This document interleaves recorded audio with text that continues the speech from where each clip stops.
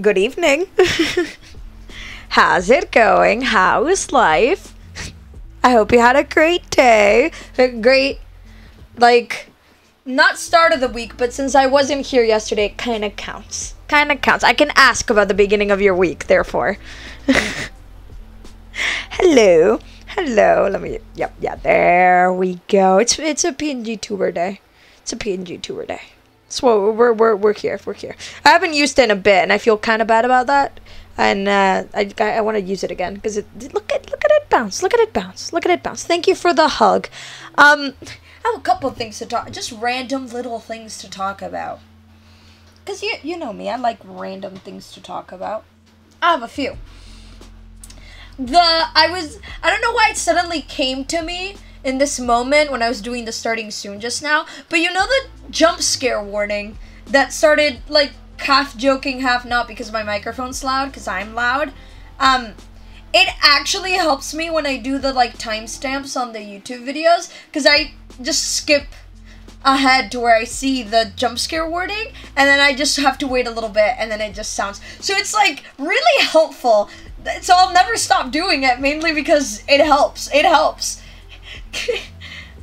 It's so useful. I just skip ahead a little. I just go through the little, you know, when you scroll through the like bar, and then it shows like a little thumbnail like of what's going on there. I just go to where I can see the jump scare warning, and then I click there and just wait to hear my voice. It works surprisingly well. Also, speaking about the YouTube sphere, this is a gentle reminder of the YouTube sphere. I was doing the Cult of the Lamb thumbnail, and I love drawing the Cult of the Lamb thumbnail because I do the little ears, and I do the little horns, and I do the little bell thing, and it's cute. It looks cute. It looks nice. I did it for the first time, and I didn't know if I was gonna do it for the second thumbnail, and then I went, yeah, it looks cute. I'm keeping it. It looks cute. And that's without even speaking about the keep talking and nobody explodes thumbnail, which was so much fun.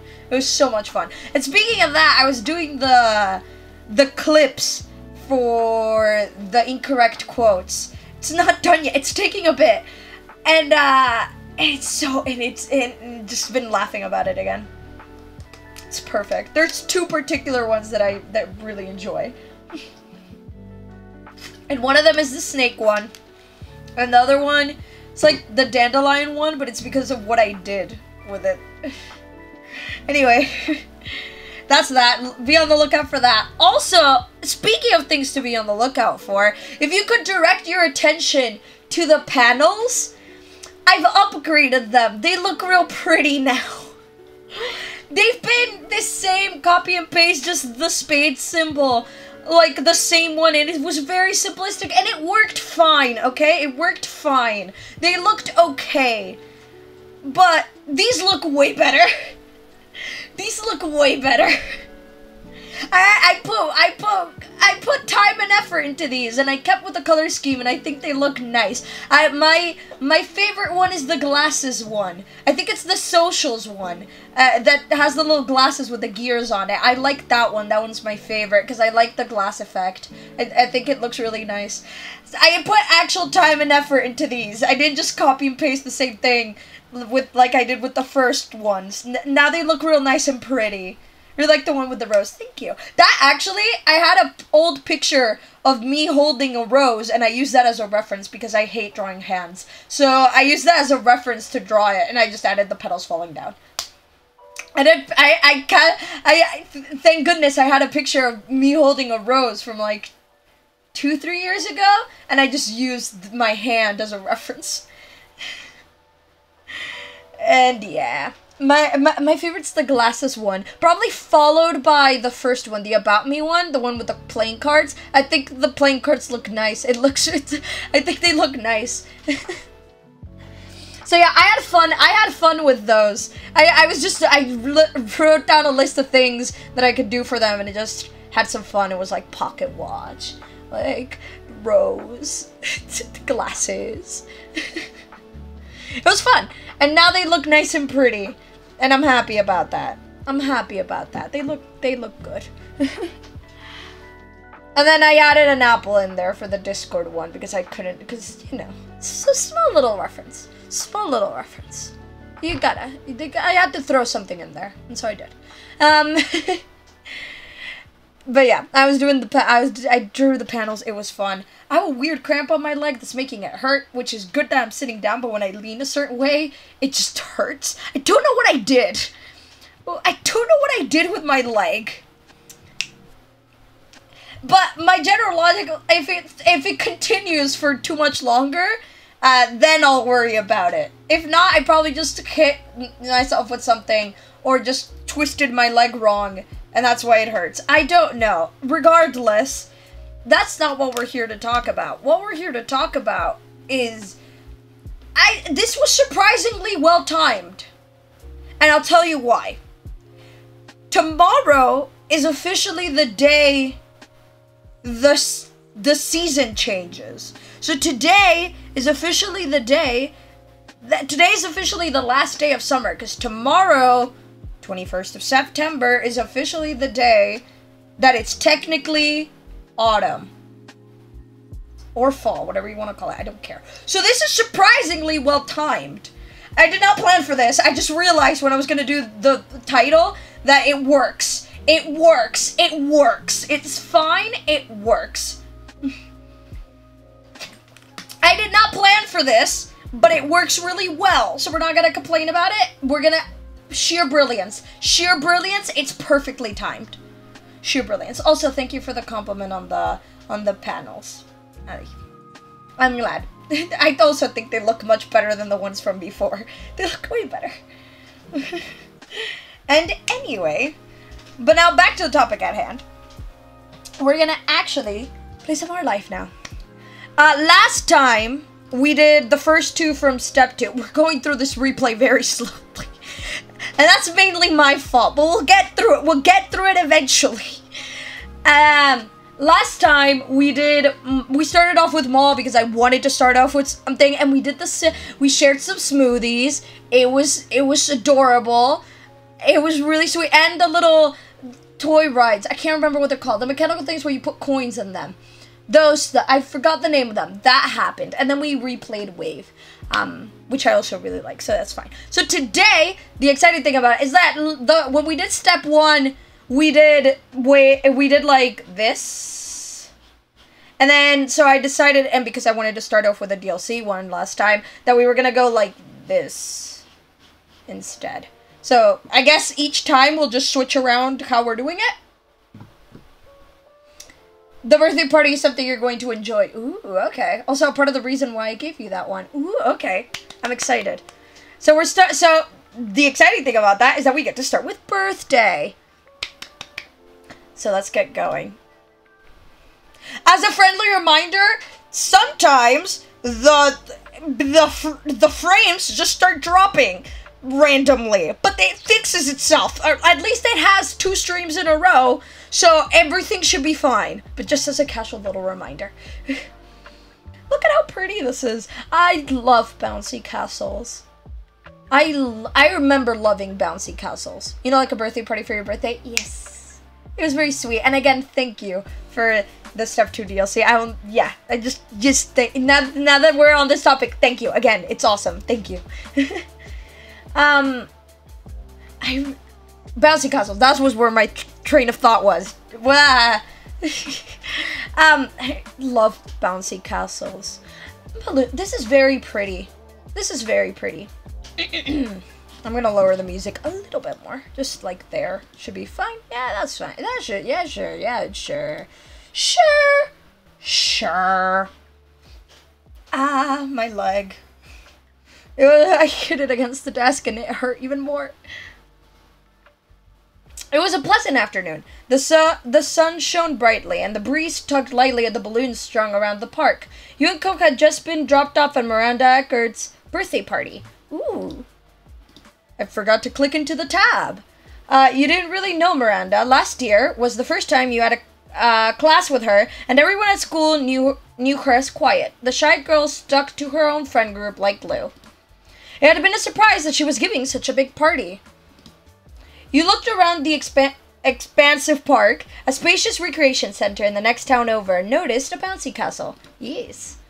Miranda had a bit of a reputation for not caring if she acted mature like other teens sometimes did. It made a certain amount of sense that her party would match that.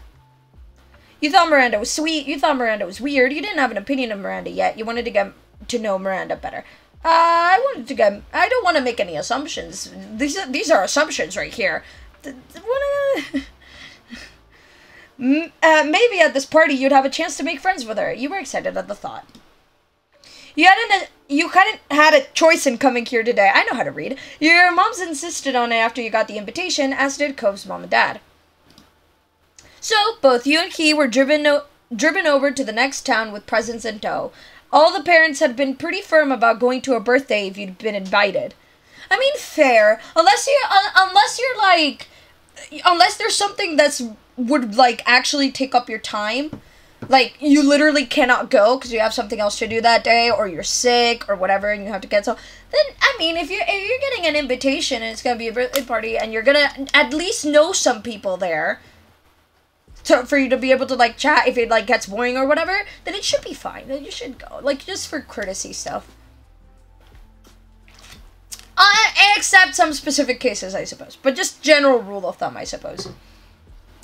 You agreed it was best to attend. You wondered if it was an adult thing. You were happy to be here. You wished you were somewhere else. You felt out of place. You were willing to give it a chance. So you agreed it's best to attend.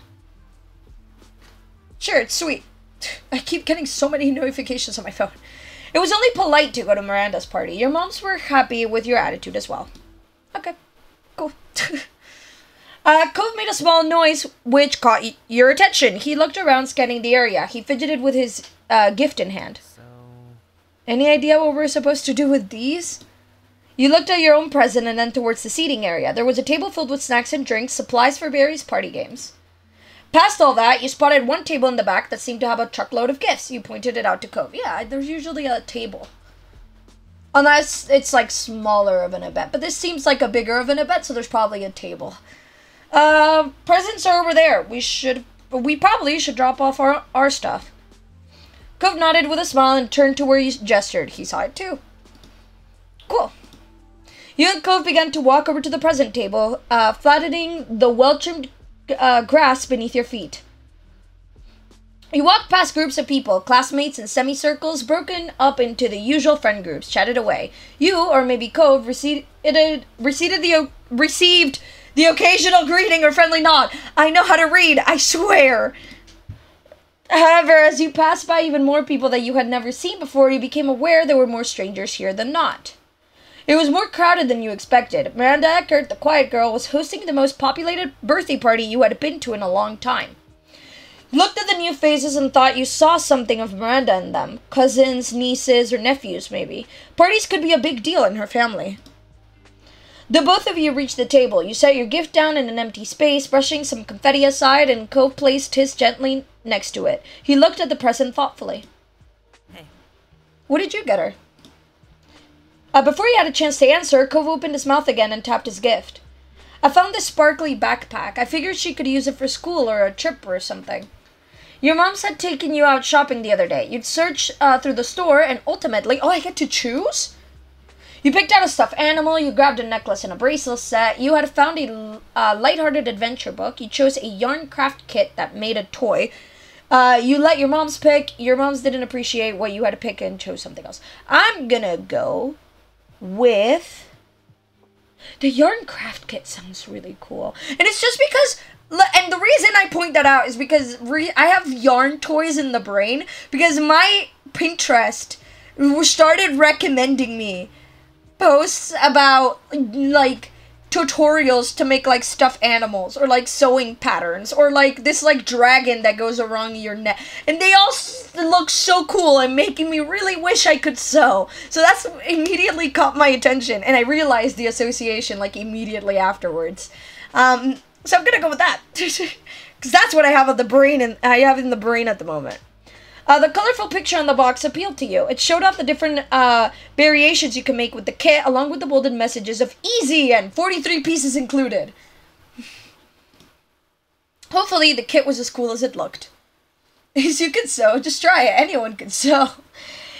Yeah, but My issue with stuff is just anything in particular. Is just like buying all the stuff for it, and then starting, and then like not like trying it, and then either losing interest, realizing I'm not good at it and giving up, and then what do I do with all the stuff that I just bought?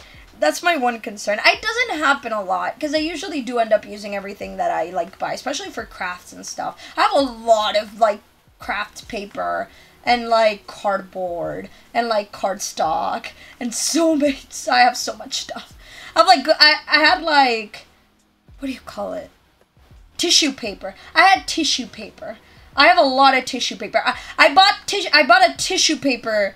I bought tissue paper, like a pack of tissue paper, like about 2 years ago, and I bought it, and then I used it, and then I had so much left over, and then now it's starting to run out. 2 years later. Oh hey, I haven't been here for a really, really long time. How you doing? By the way, I changed my name. Hi. Hello, I'm doing really good. I hope you're doing good as well. I accidentally clicked ahead. I think I read it anyway. You described it to Cove briefly, and he had no objections. Not bad. Thank you. He brushed his hands against the side of his pants. I really hope Miranda likes her gifts, but I think we both did good. With that, he gave you a sunny grin. You touched the gift one more time and then stepped away. Without the direction of needing to put stuff away, the two of you weren't sure what to do next. You felt a little awkward, and Cove shrunk in on himself as he looked around. There were more guests heading to the present table, so you turned away and wandered over to a nearby tree where you wouldn't be in the way. From there, you both inspected the area and planned the next step. You were glad that Cove had been invited too. At least you had his company in this unfamiliar place. You watched him, and he gave you a nervous grin. It reassured you a little, and you smiled back. I'm followed for 6 months and 3 weeks. It's not that long. It's not, but at the same time, it does feel like that. It's weird. Time's weird. 6 months? Okay, here's how I'm gonna go about this. Years gone by surprisingly fast. And I feel like I say that every year. But, like, I feel like suddenly it's February, and then you blink, and it's September. You know what I mean? Here's the nice part. You can use old clothes and, like, try to find out if anyone in your family has a sewing machine. And chances are they'll let you use their thread, and it's entirely free. Fair. Sure, that's not a bad idea. What next? Cove did not appreciate being put on the spot. He was just as unsure as you were. Birthday party stuff? It didn't seem to be time for cake, what with people still arriving. Nothing else seemed to be organizing yet either. He noticed that himself and tried again. We could find Miranda. That was an idea. It made sense to greet the birthday girl. True, say, like, happy birthday. Yay. What else do you say? Yeah, no, bro, but the weekends and vacations ain't going by the fastest. True. I have 8 months in a week. Ooh. But if I blink one time in the weekend, I have school already again. That's very true. Every time you have free time, there's 2 things about free time. And I'll point those 2 out. And I feel like this is a universal experience. When you have free time, it feels like it goes like twice as fast as when you don't. And all the things that you wanted to do during the time where you couldn't do them, it's like you suddenly don't want to do them while you have free time. But when you are busy, you want to do like 50 different things. I'm saying I think it's a universal experience, but that's at least how it goes for me always. It's like when I'm busy, I want to do everything, and it goes by like super slowly because I can't do the things I want to do, and I just keep thinking about it. And then when I do have the time to do the things that I want to do, it's like I suddenly don't want to do them, and the time goes like twice as fast. Why do you have to call me out like that, Ace? I'm calling myself out, too. I said it's probably a universal experience. I just feel like at least a lot of people get that. Yes. Let's go find the birthday girl. Okay, we could say hello. Wish her happy birthday. Ask her what she wants people to do. Sounds good. Indeed. With that point, it was decided the Miranda hunt had begun. You wandered around. Anytime you saw someone with Miranda's hair color, you got a little closer, but more than once it turned out not to actually be her. It depends on the party, because aren't there, like, birthday parties where, like, the person whose birthday it is arrives, like, last? Like, yes? For me, too, I want to do a million things when I'm busy, but when I can do it, I'm on TikTok for hours. Exactly. Yes, me. Absolutely. I like, the moment that I could do all the things that I want to do and be productive on the things that I want to do is the moment that I don't want to do anything.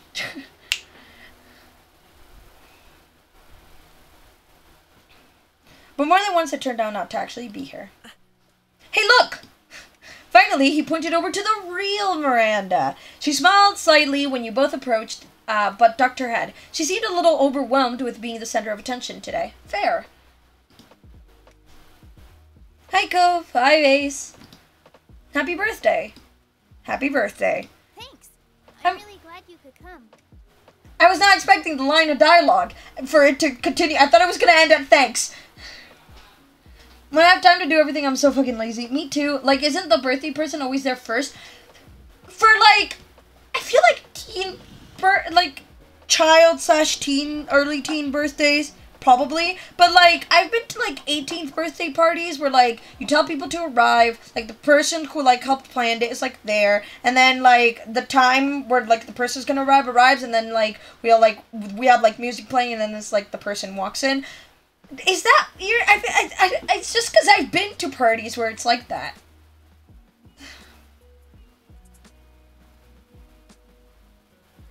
I don't know. You all stood awkwardly. Miranda did seem genuinely happy, but there was still a distance between you.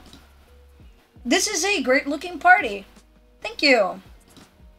Is there something we need to do, or should we just hang out? Oh, well, you can talk to people, if you want. There are games that are gonna start soon. I was not expecting for this much dialogue! I'm so excited about it! I was not just that meh.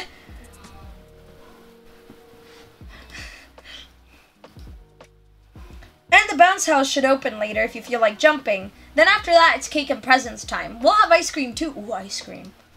After that is when people will start going home. I hope that's okay with you guys. Cove nodded. He seemed a little more confident about the situation now. Thank you for telling us. You mutually struggled to keep eye contact. You still wasn't completely comfortable in the situation, and it was hard for you, too. Miranda waited there, and you became hyper-aware of the silence forming. You heard a shout for Randy, and Miranda brightened up. A total 180 with how stiff she had been with you. I gotta talk to some more people. Bye! It's so sweet! The birthday girl ran off to her friend, leaving you and Cove with at least a little more idea of what to expect. You both glanced at each other wordlessly. You felt a little disappointed. It was going to be hard to get to know Miranda better with how in demand she was probably going to be today. Hopefully, you would get to talk with her later. Yeah, the DLC has a lot of dialogue. Ooh. But I gotta go. I have 4 tests this week. Good luck on those. Study hard. I hope they go great. They probably will go great. I have all faith. And yeah. Have a great rest of your day. Have a good night as well. Let's continue. All that was left now was finding something to fill the time until the activities began. You tried to chat with people around. You just talked with Cove. You found a quiet spot to sit in. You just stood around where you were. Just, So, nice weather we're having. I don't know. Let's just talk. You started talking about how you felt about this kind of party, this kind of birthday party, and what you wanted to do for your next party. Cove made the occasional suggestion. The conversation became silly as you started joking about ridiculous party ideas. Cove wanted a moon party, and you wondered if anyone ever had tried to make a cake big enough to be the party location. Suddenly, a loud voice boomed over the crowd. The constant buzz of conversation dropped as one of the adults, maybe Miranda's dad, asked the kids to gather around because it was game time. I wonder what's gonna happen. You shrugged, you scanned the area to make a guess, you made a joke about something that wasn't going to happen. I'm gonna do that. We're gonna play high-stakes poker, it's obvious. Obvious, huh? Look at this crowd. Most of the guests were teenagers around your age, but there were also quite a few adults and some younger kids. Cove nodded sagely at a group of little kids. Yeah, these are high rollers. The adult announced that the children under 10 had the first turn on the bounce house. For everyone else, it was time to play pin the tail on the donkey. Have you ever played pin the tail on the donkey? Like, actually? Like, with a proper, like, thing? Because you always see them in, like, shows. And they have, like, felt. And maybe they have, like, a magnet. Or maybe they go with, like, a pin. I've never, like, seen such a well-made, like, pin the tail on the donkey game. Never really played pin the tail on the donkey, to be fair. I've done piñatas. Which is another, like, traditional, like, kind of birthday thing. But I haven't, but pin the tail on the donkey, never. Just never really.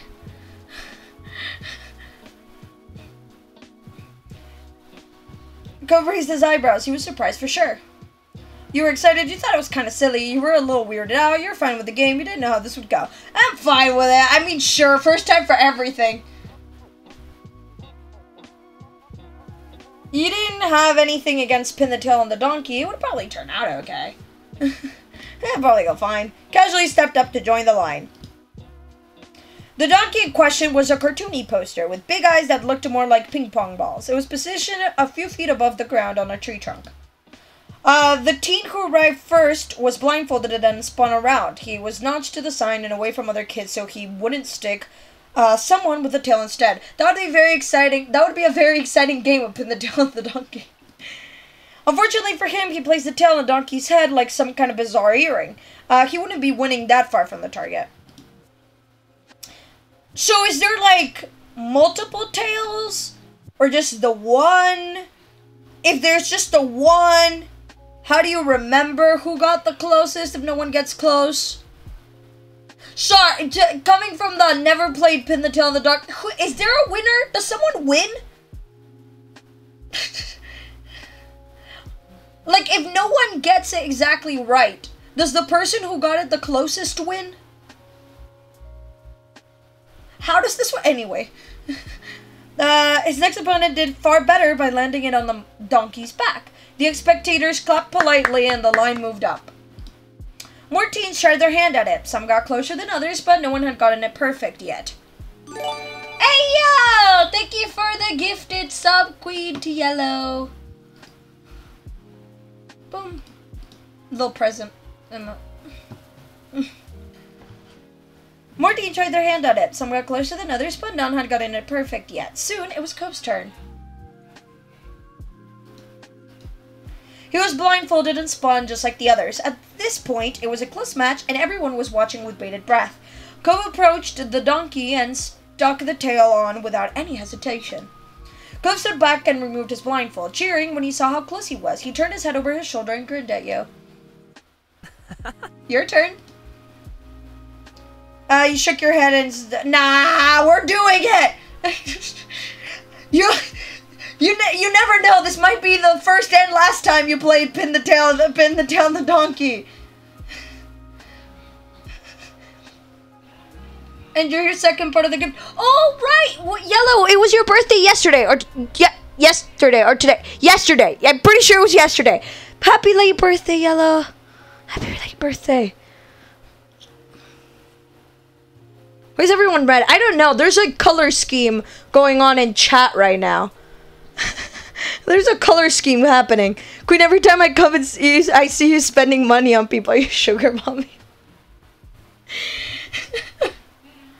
We love red. The red color spectrum is happening.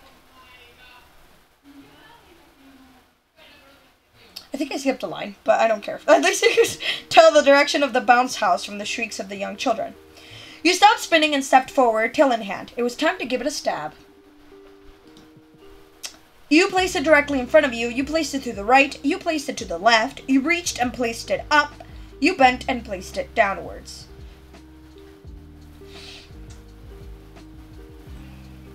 And between these two, gonna do Let me see how I picture the poster.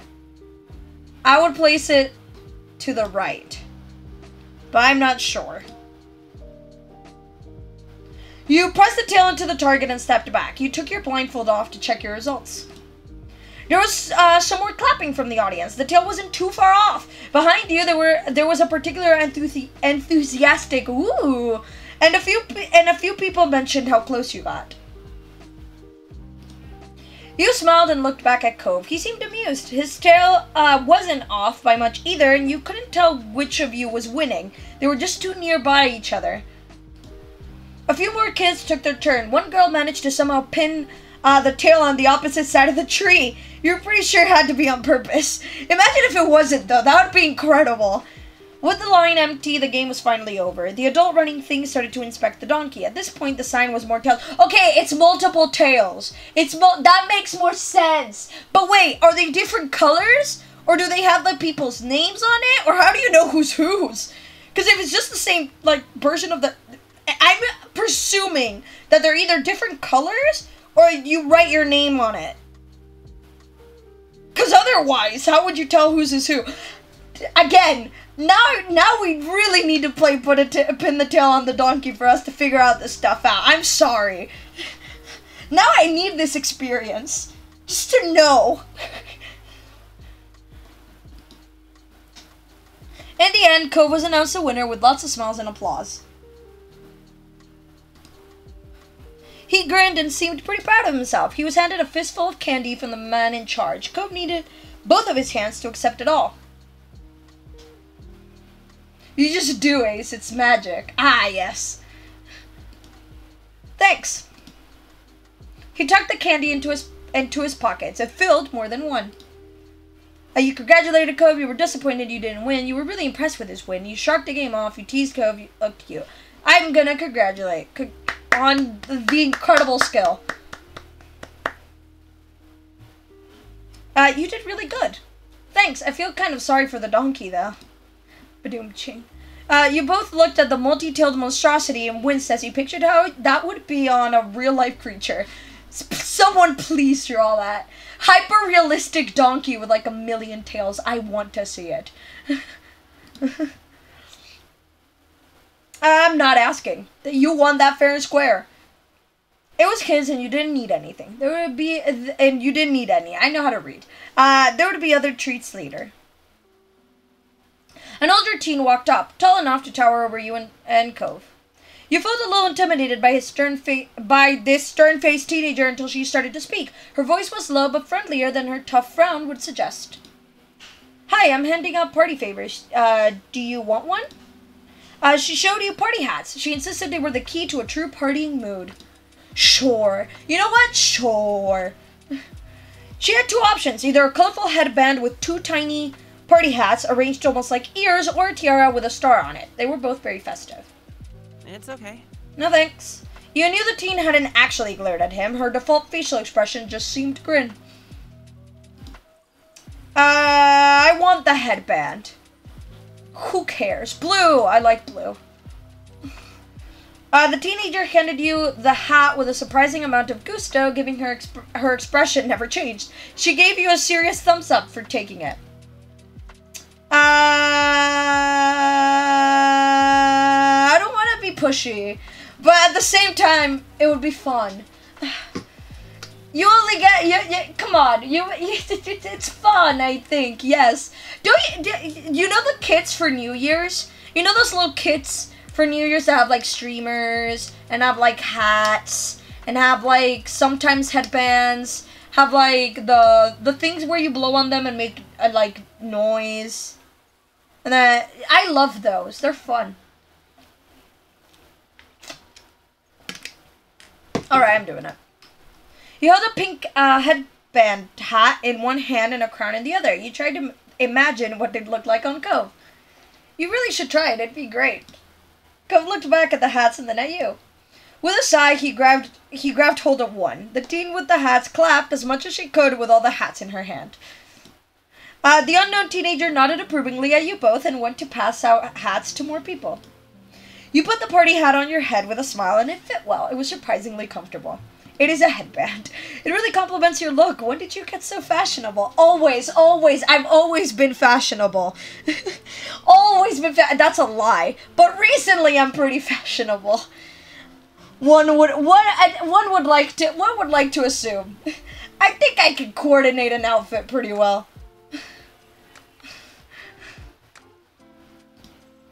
He smirked and you just adjusted your new accessory. I'm a party animal now. It does look very good on me, thanks. I don't know why I'm doing this. Me, at everything. But no, we're gonna play as confident. He looked him straight in the eye and he seemed unsure of how to handle the reaction to that statement. He blundered for a second until he came up with a response. You don't have to brag. He struck a pose and he rolled his eyes. That's where I wanted it to go. Cole finally... Yes!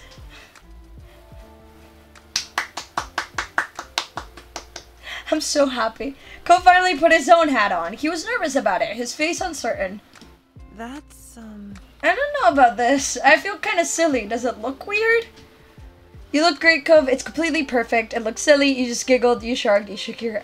You look great. No, thanks. He readjusted his hat bashfully. After that, the people in charge quickly set up the next game. Teenagers milled about until they were told to find partners. You try to listen to the rules, straining your ears to listen to the adult announcing what you were supposed to do. Something! Something. It was a simple game. One person in a pair would throw candy while the other had to catch it in their mouth. Have you ever done that with popcorn? I used to love doing that. I don't do it anymore, but I used to love doing that. With popcorn. I would make a microwave popcorn, and then I would get bored of just eating it, and then I would just like throw it in the air and try to catch it. It was just fun. If they caught it, the pair would move on to the next round where everyone would take a step back and the former catcher would become the thrower. Okay, the game would continue, the players getting further and further until one set of players were the only ones left standing, or everyone lost in the round. Just everyone sucked, and then we can all lose. About half the guests had already found partners. They moved fast. You noticed Cove had his eyes on you. Could we be partners? Neither of you were all that familiar with anyone else here. It'd be the safe choice to pair up. Yes. Let's do it, partner. cool. Cool indeed. He beamed and you started wondering about your respective candy-catching abilities. As if we ever meet up, we're going to do that. Yes. Yes. Meet up. We all collectively meet up and we do the same game. Or if I meet up with just you, Queen, then we do it. Let's play candy tossing games. It's gonna be so much fun. Two rows of players facing each other formed. Cope tilted his head towards them and you started to head over. You both lined up directly in front of each other. It took a while to pass out the candy. You were handed a bag of gummies that smell strongly fruity. I'm glad it's gummies. Imagine if they just gave these children hard candy. They just give like the sour, like the candies that you suck on, like the what are the caramel ones called? The originals, the blah blah blah originals. Those, and then you just hit someone in the eye. Whoops. You notice Coop took it upon himself to do a taste test of a red one across from you. Fair. They're not bad. They're gummies. I'm gonna do the same thing. You ended up grabbing a purple gummy. It was sweet, and you guessed it was supposed to be grape flavored, but it was mostly just really sugary. And then it was time to begin. Cove's row was set to throw first. He smiled nervously, his eyes wide with seriousness. We're doing this for realsies. Like this is not a game anymore.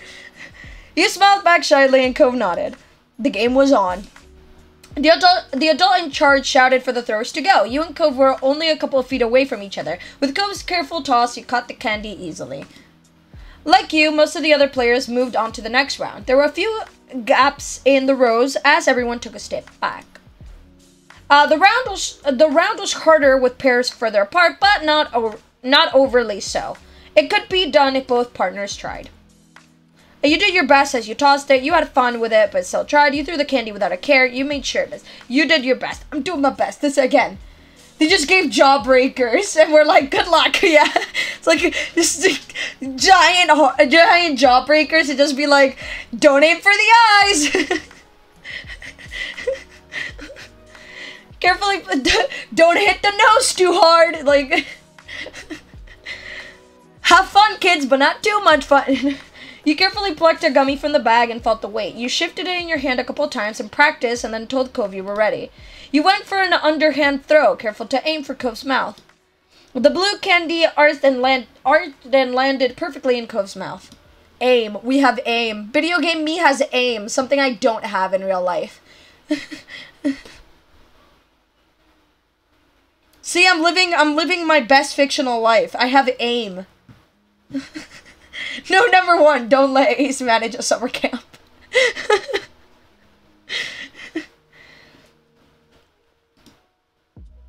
You could tell Cove was genuinely pleased to make it through another round. You were happy as well.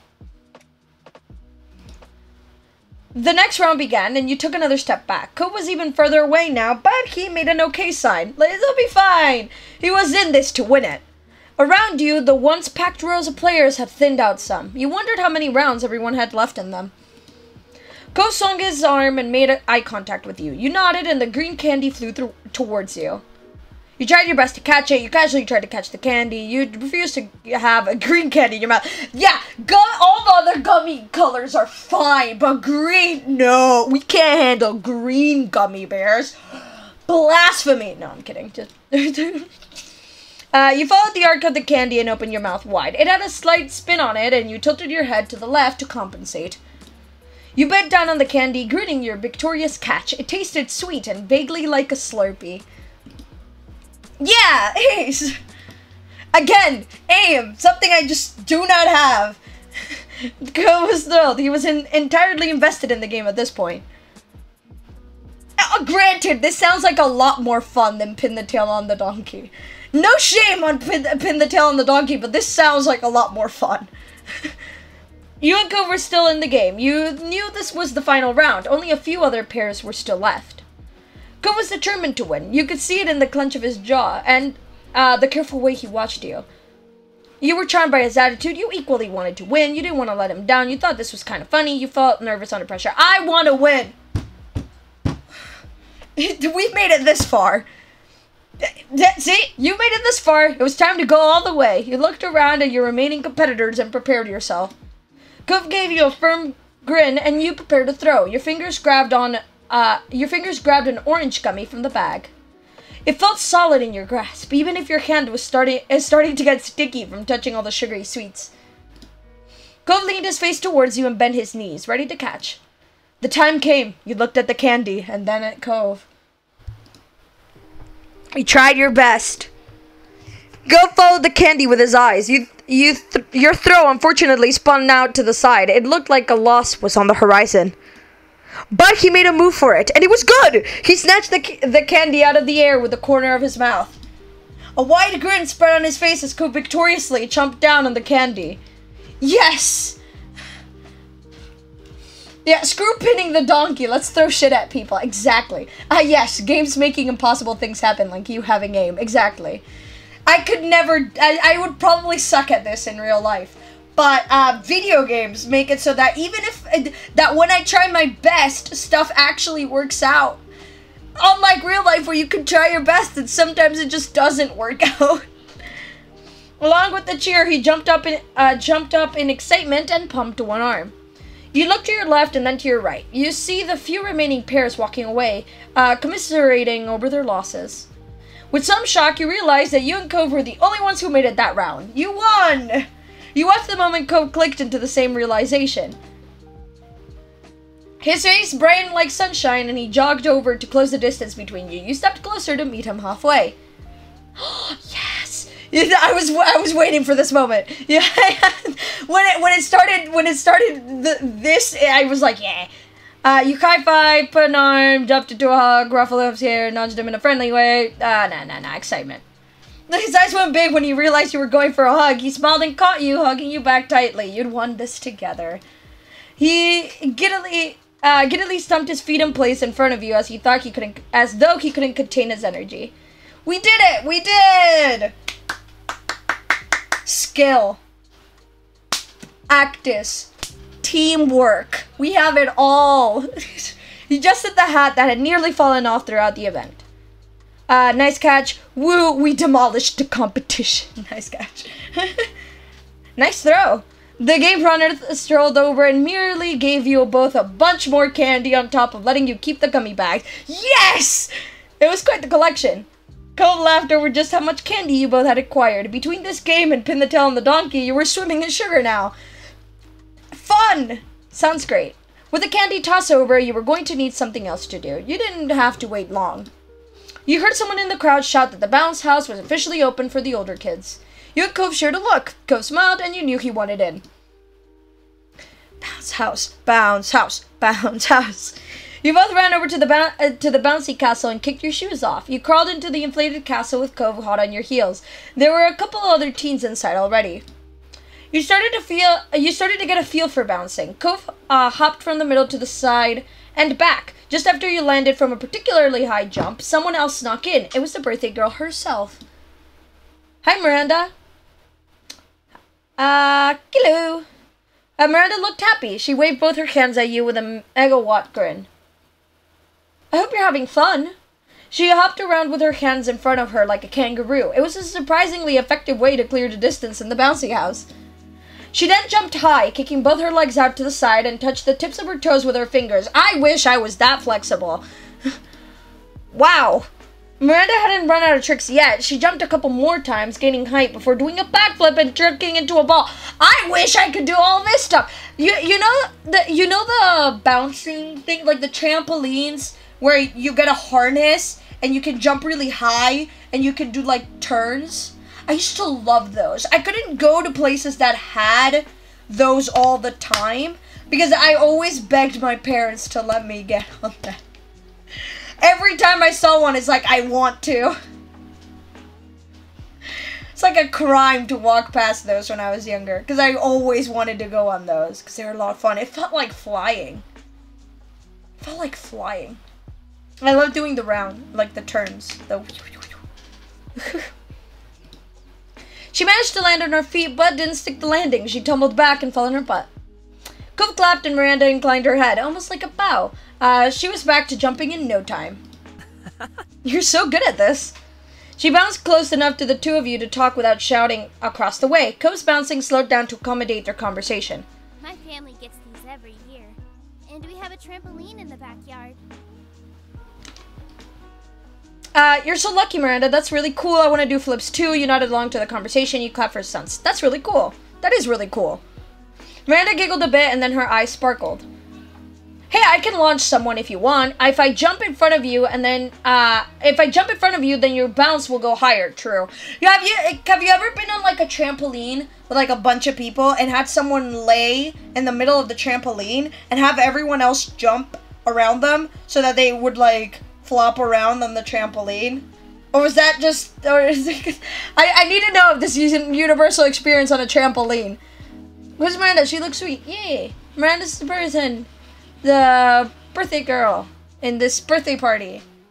And you can do cool stuff on trampolines.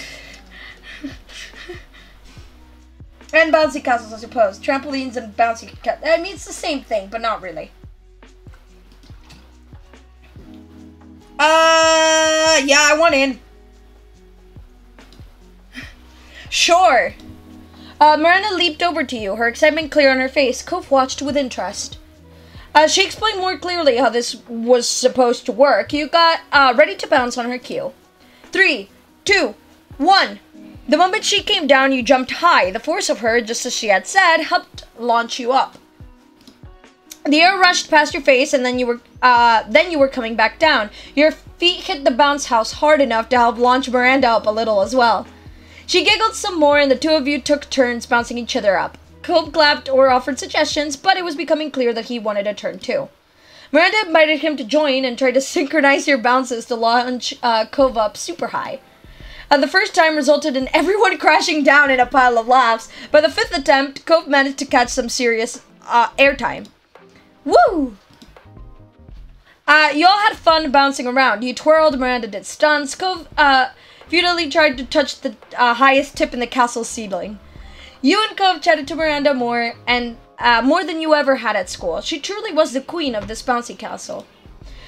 Whenever someone did something cool, everyone would cheer. If you fell, the others would help you up. Friendship. Eventually, more people wanted to take turns in the bounce house, so you and Cove left. As you slipped on your shoes, you saw Miranda get drawn into conversation with a group of adults. She would be talking to them for a while. You and Cove decided to take a break and hydrate.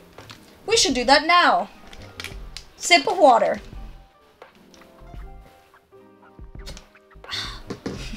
You went to the party table and grabbed some ice water. This is not ice water, but all the same.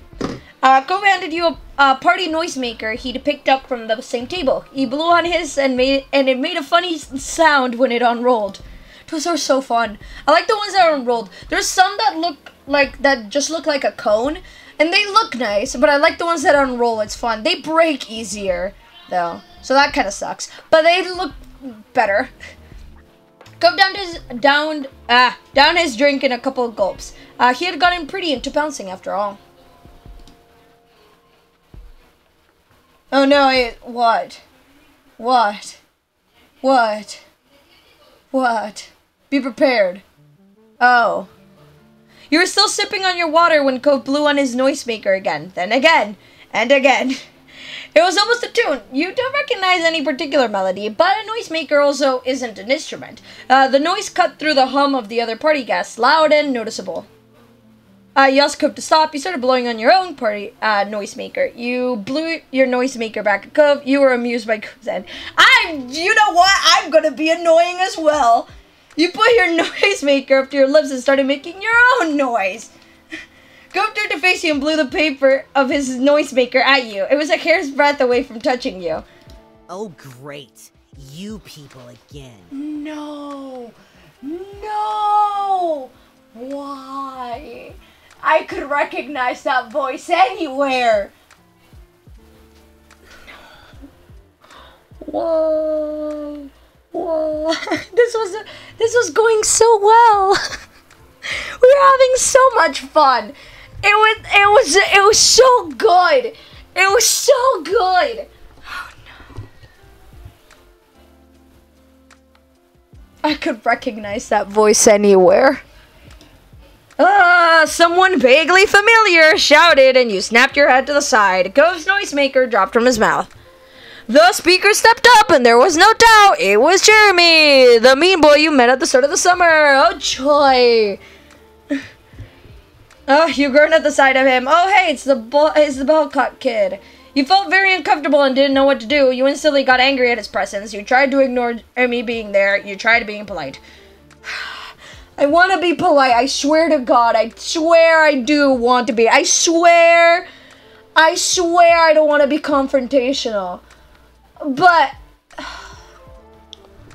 I can't say I'm not annoyed.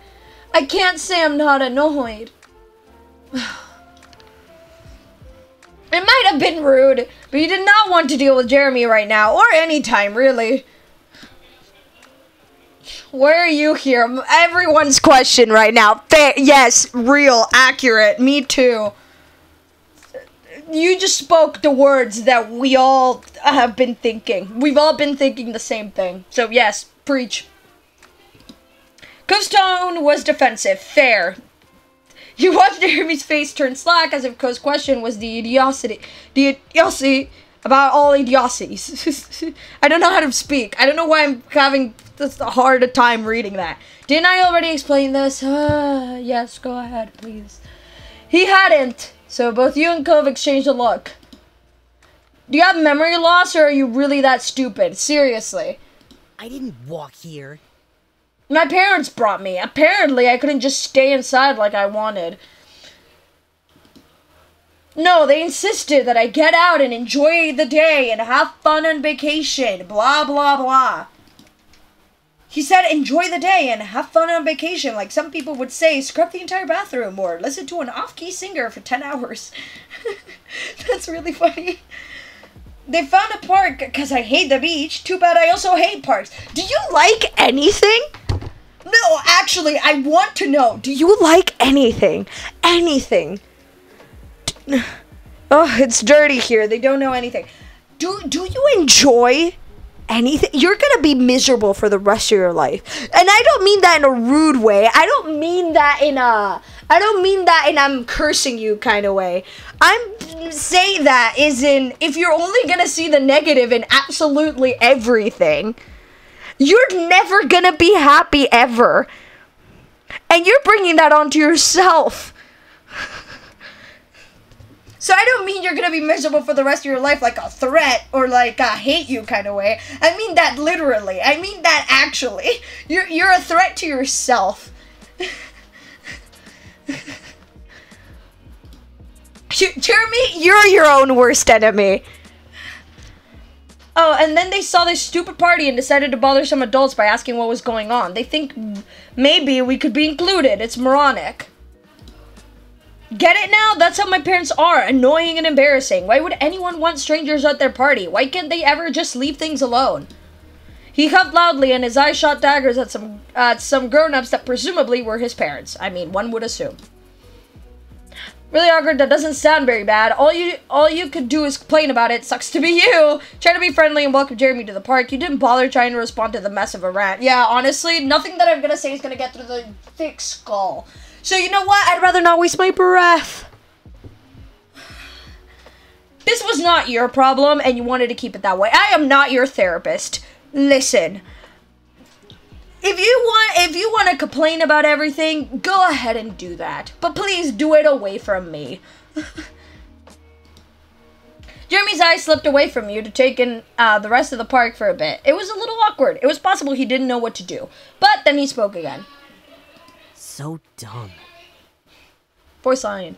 How can people really go around in those embarrassing party hats? Do they think it's fun or something? How could a human being be so dumb? Honestly, I'm asking myself the same question, but towards a different topic. Ace hit him in the face. It's just kind of nice to do party stuff. Why are we... Hey, at Video Game Me, why are we even trying?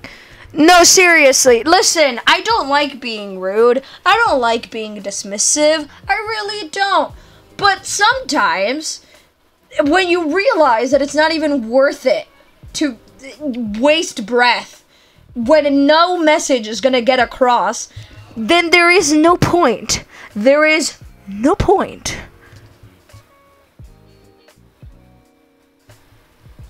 I can understand him, I guess, but I wouldn't say it out loud. Exactly. Listen, I complain.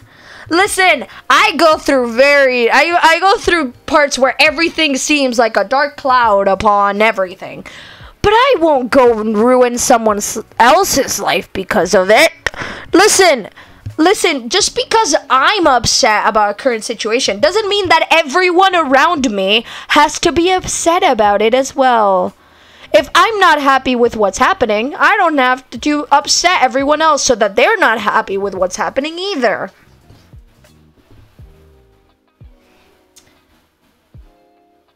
Jeremy scoffed, unimpressed. The expression on his face was nasty as he spoke. Yep. I'm not surprised an empty-headed person like you would think that. Okay, sure, yeah, whatever.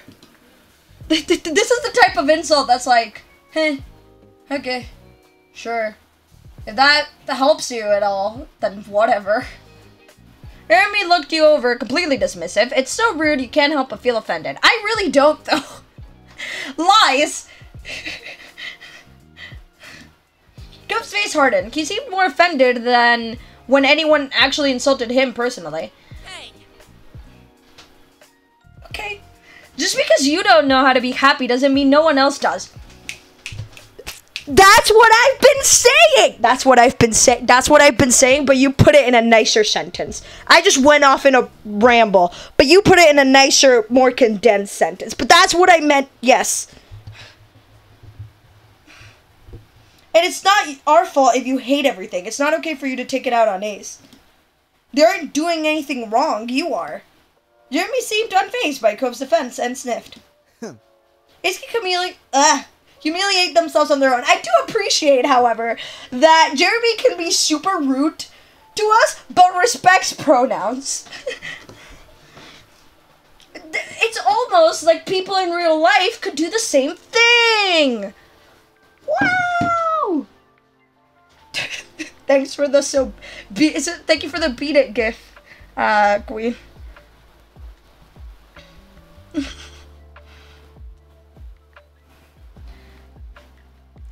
They don't need you to step in and do it for them. That's where I was. You put your drink on oh god. You punched Jeremy in the face. You drowned his words with your noisemaker. That's so petty. That's so petty. You stood still shocked. You teared up. Honestly, most realistic one, except not in this situation. I probably wouldn't cry with this. Because I'd be like, you're just taking out your own frustrations on me. You're actually the person that's upset. Save, and then punch him in the face. Okay, fair enough. Save. Fair enough.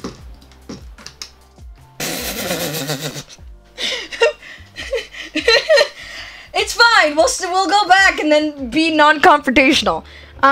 You landed a solid punch to his nose. He shrieked and backed away, clutching his face. He glared furiously at you. Okay. You really are crazy. You've seen nothing yet. You're a dick. You're ruining someone's birthday. I'm gonna find your parents and tell them what's going on. Don't say anything like that ever again. You laughed at his reaction. You can just be a psychopath. You said nothing. Yeah. We saved, right? Who cares? People were starting to wonder what's going on. Your argument wasn't exactly quiet at this point. Why did you just leave us alone if we're so awful? Jeremy glared even more and huffed. Dumbasses. Joggedy was pointless, and he said it.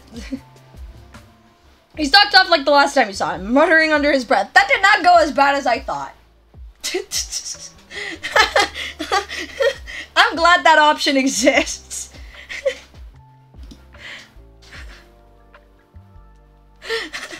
I love this game. Comes out in relief after Jeremy was gone. He relaxed, but only for a moment. He noticed just how much attention you'd drawn from the other guests. Whoops.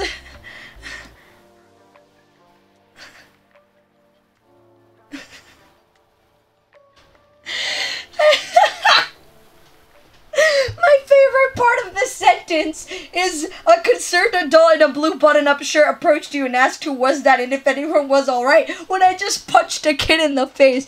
Yes, so, I would have liked to see how that conversation happened. It's okay. Yeah, we're all good. Come looked at you cautiously, asking just as much as the adult if you're okay. Yeah, I'm fine. Yeah, I'm fine too, thank you.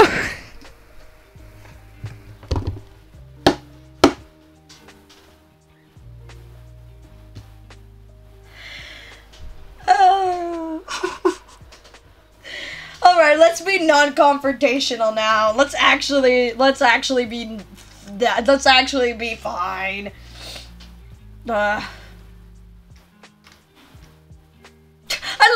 By the way, I love that 3 of these options are just confrontation. They just pour your drink on him, push him, punch him in the face, then you can be petty as all hell, and then be drowned the words out. You have to keep going longer. Okay, we'll just go. Punch him in the face, ba ba ba ba ba ba. Ba ba ba ba ba ba ba. Yep, ba ba ba ba. He relaxed, but only for a moment. He noticed, yeah, ba ba ba ba ba. I'm fine. Yeah, I'm fine too. The Jeremy fiasco was officially over. Cope rubbed his eyes, clearly ready to put all that nonsense behind him. Then he started laughing. It was a surprise laugh, breaking out of his chest without any actual joy. It was nervous and disbelieving all the complex emotions brought about by one meeting with Jeremy. It's like a prophecy. The way this is phrased is like he's a myth legend. Can't believe it. He spoke in fits and starts. I can't believe you actually punched him. You shrugged. He deserved it. You felt a little bad about it. You were still mad about what happened. Do you think it was too much? You shrugged. It's like... You held your shrug longer than necessary. Expressed your feelings better than any words. Goof nodded to himself and then continued speaking. I mean... I wouldn't want someone to do it to me, but it's not like I can blame you. He was treating us so bad for no reason. I'm pretty sure he'll be okay. I bet it won't even change anything for him. Goof paused and shyly twisted his fingers together. Then, in a quieter voice, he spoke. And if you're bad for doing it, I'm bad too, because I kind of liked watching you do it, Ace. I'm keeping this place. No, we're not loading and going back. Oh, we're keeping it like this. We're keeping it like this. I don't wanna know what happens in the rest of the options. I no longer care. You're telling me I get to punch him in the face and COVID joined that I punched him in the face? I'm keeping it this way. You mean to tell me that he rewards me for punching Jeremy in the face? This game is so good.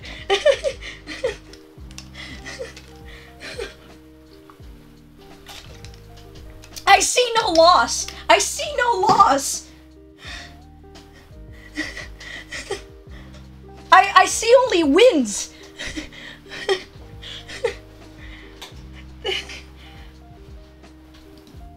He became bashful, barely able to meet your eyes as he smiled shyly. But only because he deserved it. I wouldn't want that to happen to someone out of nowhere or anything. Just like disclaimer, don't go around punching people in the face. You felt flattered, you laughed happily over Cove's admission, you agreed it was really satisfying, you also felt bashful.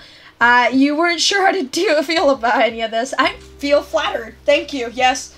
Do you want to tell your moms about Jeremy? I mean, which part? That he was bothering us or the part where he punched him in the face? Because preferably not the second part. Are you gonna say what you did back at him? They'd probably be nice about it. Maybe they'd know how to handle someone like him. Go bit his lip and thought. I'm not gonna tell them anything if you don't. Thanks for asking. I don't know what to do. Just go on for the rest of our lives. We take this to the grave.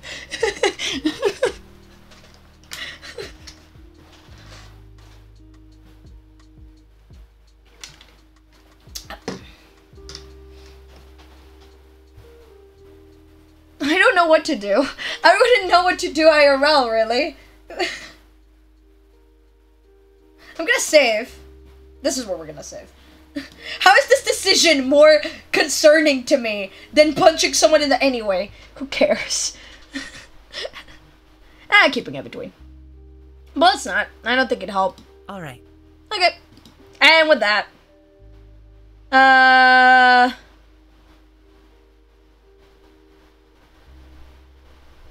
Maybe be honest, because what if he tells his parents the wrong version and you get in trouble? You think Jeremy would speak with his parents? That's the one reason I'm not concerned about that.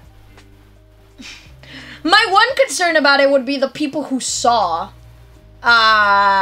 saying something, but I feel like I would still get I feel like I would get in trouble either way, even if I said my own version or like or like they heard it from someone else. So it'll be fine. Who cares? I'm curious about this option.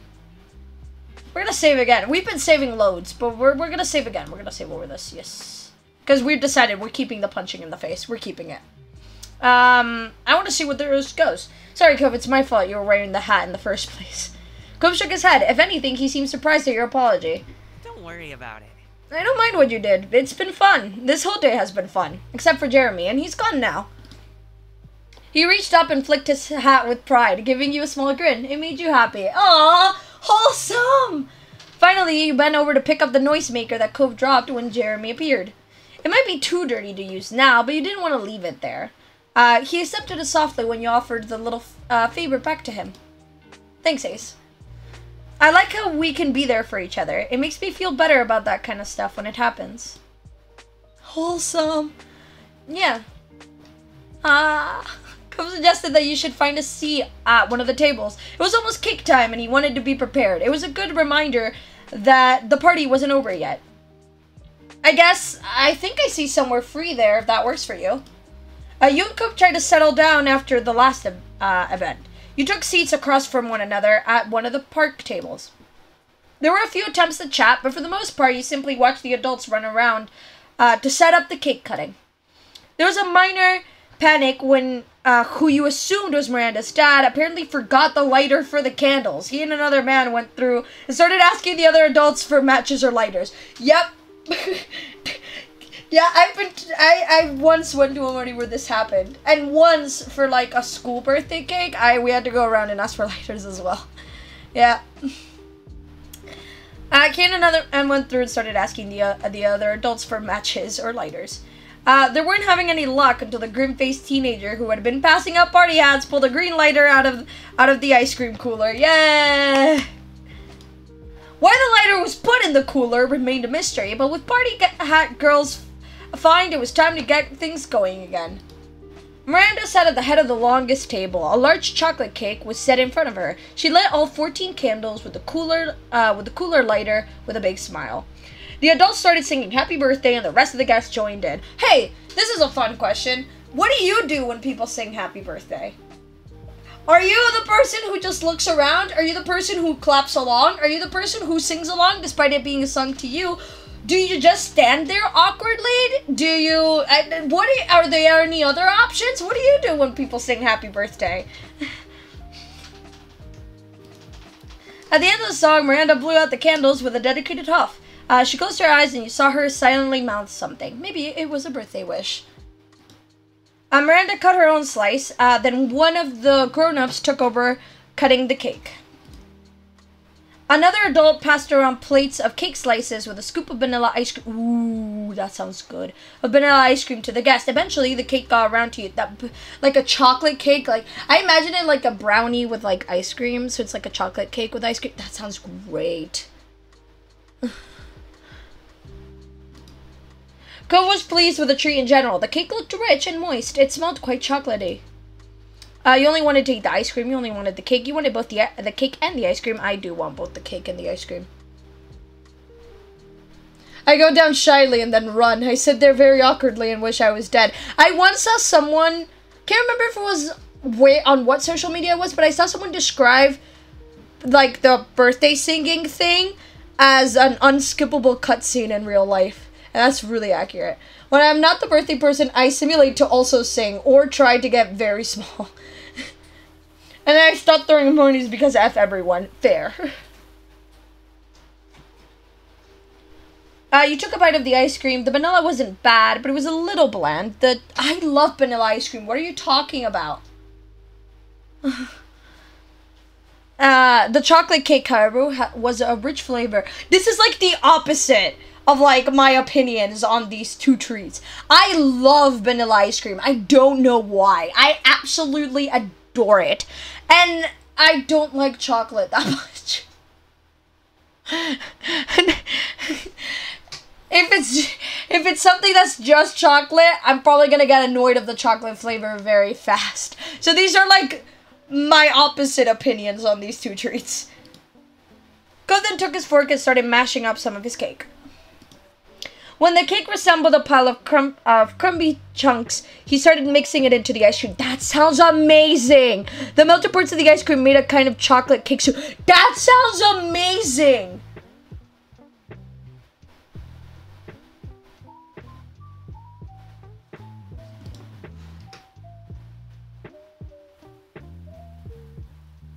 That sounds... You changed my worldview.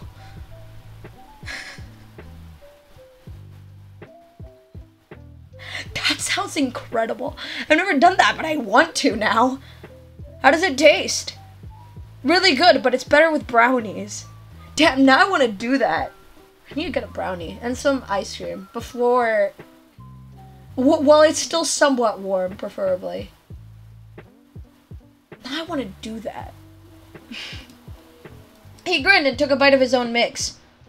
Gov contentedly chowed down on his concoction. One advantage to his mix is that the ice cream seemed to catch most of the crumbs that would usually fall from eating the cake. Again, this is brilliant. Unlike some of the kids around him, Gov's shirt remained clean. You started eating your dessert in earnest. You enjoyed yourself plenty. That sounds incredible. Gov suddenly put his fork down on his plate and stared up at the sky with a faraway expression. You checked, but didn't see anything attention-grabbing. This ice cream is better than those ones in cups, you know, with the little wooden spoons? But I still kind of want that instead. You remembered what kind he was talking about. Yes, I do. Oh yeah, like the ones handed out at the barbecue before the fireworks happened. Yes. where I went and picked up ice cream from my freezer. It's got a new way of eat cake and ice cream. Experience, I really liked it, especially with fudgy cake. That's still warm, so it's like, I don't know how to describe it. Thick, I guess, like lava consistency. Ooh. Is it like, you know the lava cakes?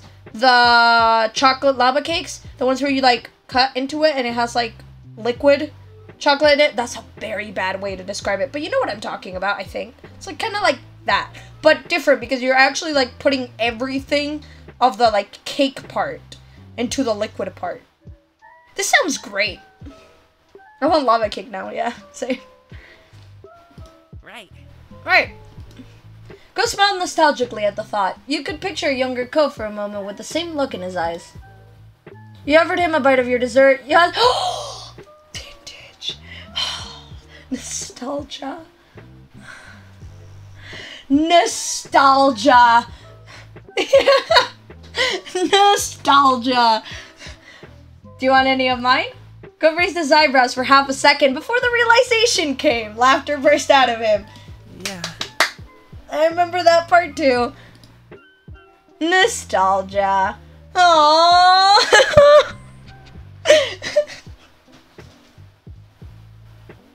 Why am I dying of the sweetness here?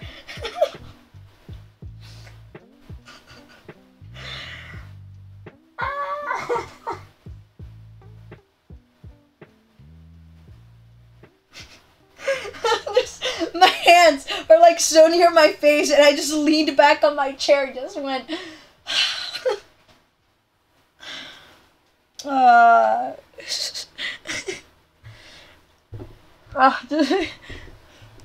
it's so sweet. I don't know whether to say I'm serious or laugh along, so I'm gonna quickly save and see what happens in both. I'm way too conflicted. I don't know what I just want to know. You shared laughter attract the attention of some of the other party guests. It took a moment to compose yourselves and get back to your dessert. Okay, I want to see what happens on the other one. Yes. Really cool. Let's share. He rubbed his neck, leaning back in his seat. He was taken aback and even more bashful.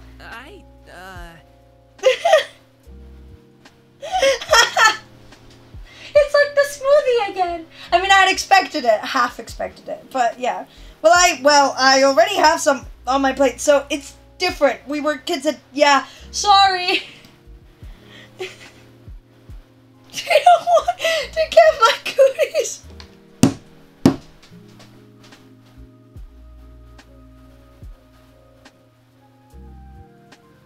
Have I mentioned how good this game is in the last, like, 10 minutes? I feel like I haven't, so I should mention it again.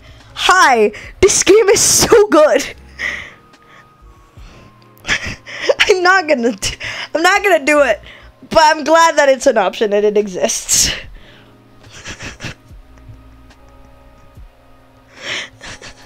This is down bad. I'm down so bad.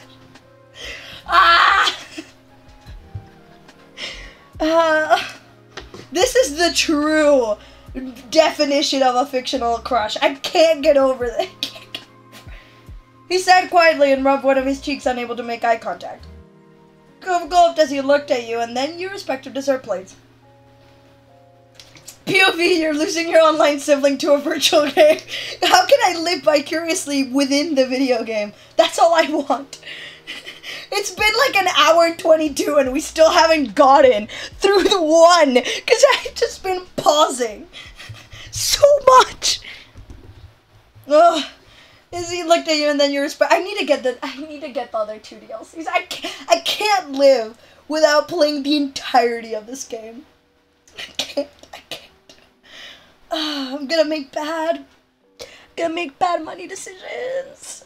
Well, Gulped as he looked at you and then your respective dessert plates. He took a quick breath and grabbed your fork. Without letting himself hesitate, he took a bite. You smiled. This is so adorable. I can't. Oh my god.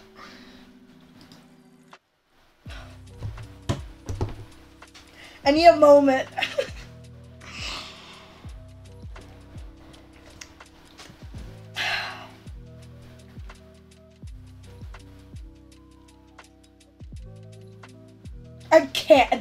so sweet. Anyway, that's adorable. Thanks, girl. Miranda then started to open her gifts. She systematically attacked the mountain of presents like a pro. That was so sweet. I don't know when my reaction has been stronger. The smoothie from last time, when he remembered at the end, or this. I can't. I simply can't. I'm just gonna. I need 3 to 5 business days to just compose myself again as a member of society. I'm supposed to continue on with my life after that. Anyway, it's such a small thing too, and I'm just here freaking out about it.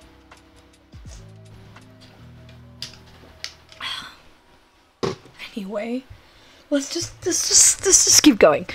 She checked for any cards and read them loudly before opening a gift. She smiled at every present, including the ones you and Cove got her. You were glad the presents were accepted. Me too. It took time, but eventually Miranda got through all the gifts. She was very sweet and polite throughout it all. The party went until the sun began to set. By that point, most of everything had settled down and people had begun to leave. Any of the guests whose parents had stayed for the party were already gone, except for Miranda's family. Only a few kids, still waiting for their parents to come get them, remained, you and Cove included. Miranda's family were cleaning up, and as a guest, neither you nor Cove were supposed to help with that. Instead, you both had decided to take it easy in the bouncy castle. It was somewhere out of the way where you could casually wait for your ride. Miranda had also elected to hang out with you. You weren't even bouncing anymore. We're just sitting in the bouncy castle. That sounds fun, actually. Cove laid on his side with his back to the wall, and Miranda sat across from him with her legs stretched out. You also made yourself comfortable. It was nice and warm in the little building. It also felt like you had some privacy, which was nice. You could all speak openly here. Thanks for coming. She looked down, but continued shyly. It's been really cool to get to hang out with you a little bit. Thanks for letting me come. I didn't think I'd be invited. Thanks for me too, Miranda. Yeah, I wasn't expecting it either. I'm so happy I could come. Yeah, thanks. Miranda just smiled a little more. So, did you notice anything happening earlier? With some people you didn't know showing up? Like, just casually, She had to think about this question a little. It was apparent that she didn't have an encounter with Jeremy since there was no instant recognition. I heard about something. Some other parents were talking to my parents when their kid came and forced them to leave the park. She tilted her head to the side, finding it weird, but also not important. Then everyone had cake and ice cream. Cove smiled uncomfortably. That's good. He was clearly worried that the Jeremy confrontation could have gotten to her. Luckily, it didn't seem that anyone had overheard or passed along Jeremy's cool words. Cove rolled over on his back and sighed contentedly. Miranda seemed confused, but wasn't going to push. You got up and started bouncing again. You laid back and closed your eyes to rest. You changed the subject. You told her about the ordeal. Laid back. The air-filled floor was comfy. When you listened, you could feel the vibrations of the blower keeping this bounce house up. The silence stretched between everyone, and you opened your eyes to take a peek at the others. Cove was still relaxing, but Miranda was looking between you two, looking confused. You smiled to yourself and closed your eyes once more. You spent the rest of the time content and dozing until it was time to go home. At the end of the day, you thought it had been quite the party.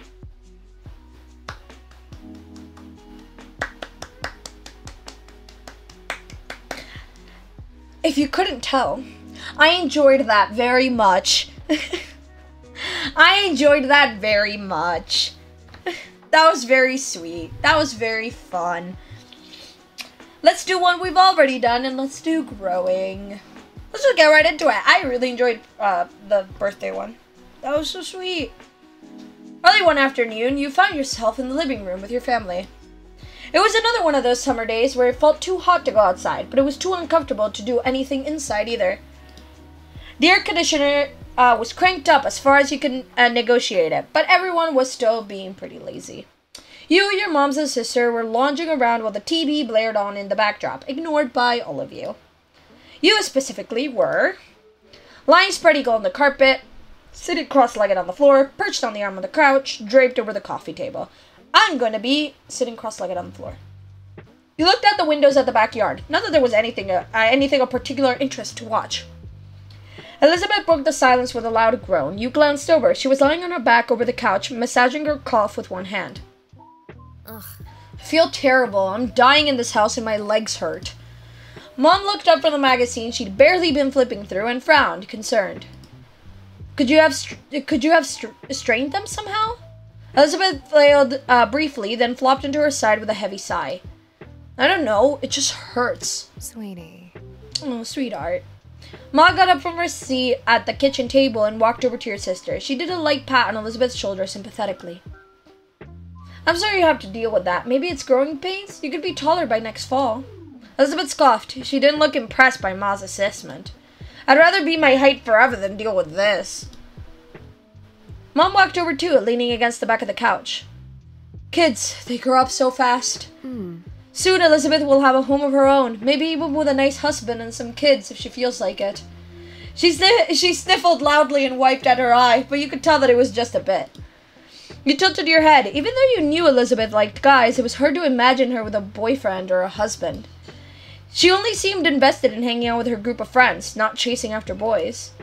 Mom must agree with you, because she shook her head. No. Let's not exaggerate. She's still practically a child. But if you ever do pursue romance, Elizabeth, you can come to talk to me about it.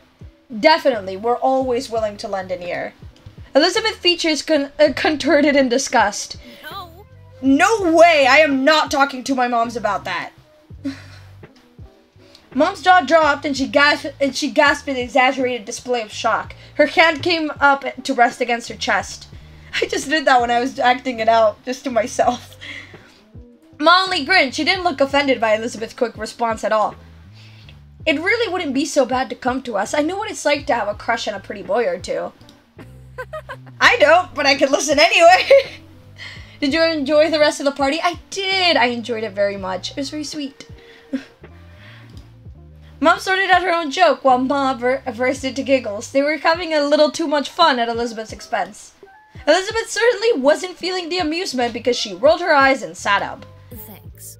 I'm going back to my room. I'd rather melt alone, thanks. She strode off towards the staircase, taking the steps two at a time. Your mom stared at her, then turned to each other with raised eyebrows. Whoops, it looks like we scared it off with all the romance talk. Well? Oh, we'll get her next time. You watch them titter with some surprise. Obviously, your moms liked women, but you had no idea that Ma liked guys too. Today was the first time you'd heard her say something like that. She's just like me. She's just like me. Ma, you like guys and girls? Ma turned to you, happy to bring you into things now that you'd spoken up. She smiled and nodded. That's right, I like both. But I like your mom most out of everyone. She's special. Ma's smile turned all soft in the corners, like it usually did when she looked at her. She pinched Mom's cheek lightly. Mom reached up to cup a hand over Ma's. Even when Ma stopped pulling her cheek, their hands remained clasped together. They're so sweet. You're fantastic. Thanks, Lani. I think most women have charm, but no one can hold a candle to you. Aww. Aww, they're so sweet. Ma beamed, then kissed Mom on the cheek she'd been pinching before. You laughed at their antics. You thought the moment was very sweet. You cringed. Parents were embarrassing. It is very sweet, but I'm gonna laugh at it. Oh, we're both just like Ma. Yes. You chuckled quietly at their little back and forth. They were always saying cutesy stuff like that to each other. Ma looked back to you, letting Mom's hand go with a brief squeeze. She settled down next to you, and Mom followed soon after. You know, I'm also here to listen to you whenever you're ready. That offer isn't just for Elizabeth. In fact, I think that talk might be needed sooner for you. After all, you already have someone, isn't that right? Mom shook her head and elbowed Ma, but it was futile. Meddler. You blushed fiercely. You also elbowed her. Ma, I don't have the money. Yeah, that's true. Blushing. Ma only giggled and smiled, not looking the least bit apologetic. There's no rush, of course. You can take all the time you need to figure out what or who you want. It's okay. Don't think you have to stick with whatever you come up with right now, either. Life's nice like that. It can change and you can learn. Mom nodded her agreement. The two of us are happy to hear you out, and we may be able to relate better than you think. Still, we won't push the topic, at least most of the time. She gave Ma the weakest, scathing look possible, while being unable to stop grinning. Thanks, you nodded silently. You shrugged. You don't have to worry about it. I'd rather pass on all that. You nodded silently. You weren't sure what to say to that. Mom let out another exaggerated sniffle. It didn't take a genius to realize it was fake. First Elizabeth and now you, Ace? Do you have to grow up? Yes, children tend to do that from time to time. Your parents quickly grew absorbed in their conversation about rearing kids. You took that as your cue to leave, getting up so you could spend some time alone in your room too. They let you go without problem, so you made your way up the stairs. Room. You let out a sigh once you stepped into your room. It was just as sweltering in there as it was in the living room, possibly even a little warmer. You couldn't even open your window since it was hotter outside and you just let the AC out. You dragged your feet as you crossed the room. You checked your current sweltering condition in the mirror as you passed by it. You thought back to the conversation you had downstairs about growing up and all that. After a moment, you stepped a bit closer to the mirror. Is this where it's going to tell me that I'm short again? Is this where the game's going to be like, you're short? I know. You stared into it and then turned away from the surface to look down at yourself. You were definitely growing, all right. It was weird thinking about how you were now in comparison to what you'd been when you were younger. Yes, words. When it came to your body, it was getting some muscle definition nowadays. It was chubby, it was slender, it was heavy set, it was sort of scrawny. I don't know. Slender? Maybe? I don't know. I don't have muscle. I don't know what I'm just there. It does something. I don't know. You shifted to the side. Your head still is facing forward and continuing to the self-evaluation from this viewpoint. Female. What you were born as impacted the way your body grew, but it wasn't what really determined who you were. When it came to your figure, your chest was flat now, but that would likely change at least a little as you got older. You were starting to develop breasts, you had already noticeable boobs, you aimed not to have breasts through hormone therapy. 13? Are you 13? So, probably at this point. Standing sideways, it was easier to notice a slight increase in that area. You took a step back, finished with your impromptu inspection. You locked eyes with your reflection, cocking your head to the side. All things considered, you thought you looked fantastic. You didn't look too bad. You had no idea how to feel. You were simply neutral. You were self-conscious. You just wanted to look different than you did. Nah, it's not too bad. It's not too bad. Slight smile tugged at your mouth. Sure, maybe you wouldn't be a model or anything, but you weren't that bad. It could be worse. You shook your head roughly, putting thoughts of what you were turning into out of your mind. Sentences, yes, words. I know how to read. This wasn't the time to focus on such things. You had to find something to do in this heat. Yeah, you upped over to your bed, collapsing onto the mattress, your brows scrunched up in thought. Time passed slowly, and to your annoyance, possible ideas about what to do were few and far between. You weren't sure how long it had been, but eventually you heard your mom call you from downstairs. Ace! There's a call for you. Wants to come over. Is that alright? You perked up at the words, sitting up in bed. You yelled back to her immediately. Yeah!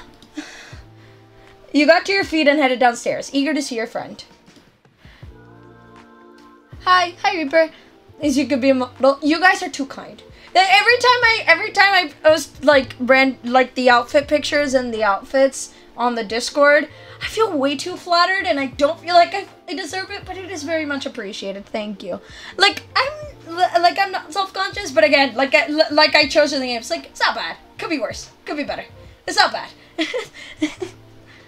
And then sometimes I get confidence boost where I feel like awesome. And then sometimes I also get the exact opposite where it's like I feel terrible. But I think that just happens to everyone regardless of where you are in the spectrum of awesome and fabulous. If you're like somewhere in the middle, if you're like somewhere in the middle, I feel like it happens. It fluctuates. Where every so often it'll be like, yeah! And then other times it'll be like,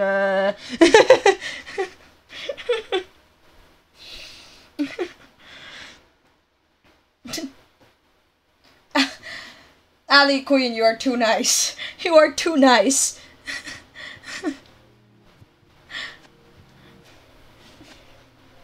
But thank you. I do appreciate it. You need to go downstairs soon anyway because your empty stomach told you it was almost time for lunch. Just as you reached the bottom of the stairs, you saw Mom put the phone back on the receiver. She glanced at Ma, leaning her hip against the kitchen counter. What a pickle. Well, here comes trouble, but we better prepare ourselves. Ma clicked her tongue in clear disapproval of Mom's words, like that. He's such a good boy. Cove never wants to cause trouble. He could just be a bit thoughtless and impulsive. Oh, I know. He's very sweet, but that's what makes it more of a problem. If a stranger or some kid from school was egging Ace on to behave badly, I think we can both agree that they do the right thing in the head.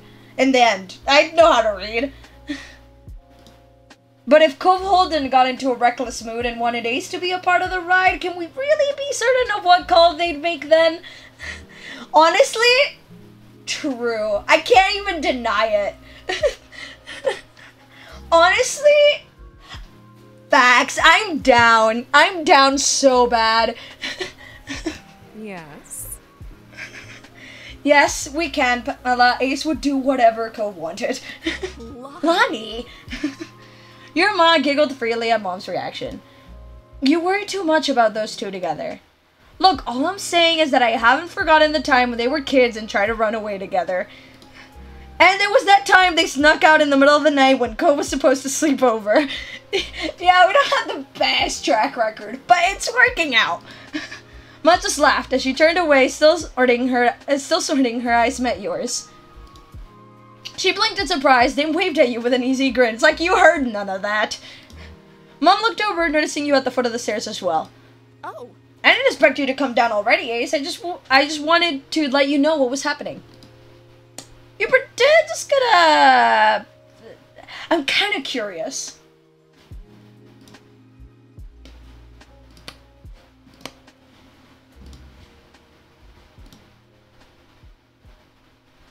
I'm kind of curious. Well, if I hadn't come now, then I wouldn't have heard everything you said. Pam. Ooh, you got caught, Pam.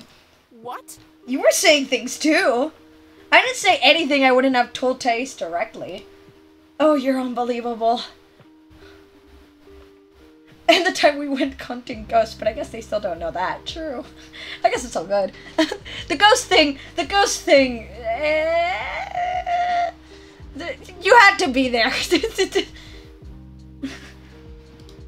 You shook your head at your parents, even as you fought a blush when you remembered what they'd been discussing. All right, you got me. I'm sorry for being gossipy and saying that about your friend. I can be bad, too. Let's go. We'll get out of your way now.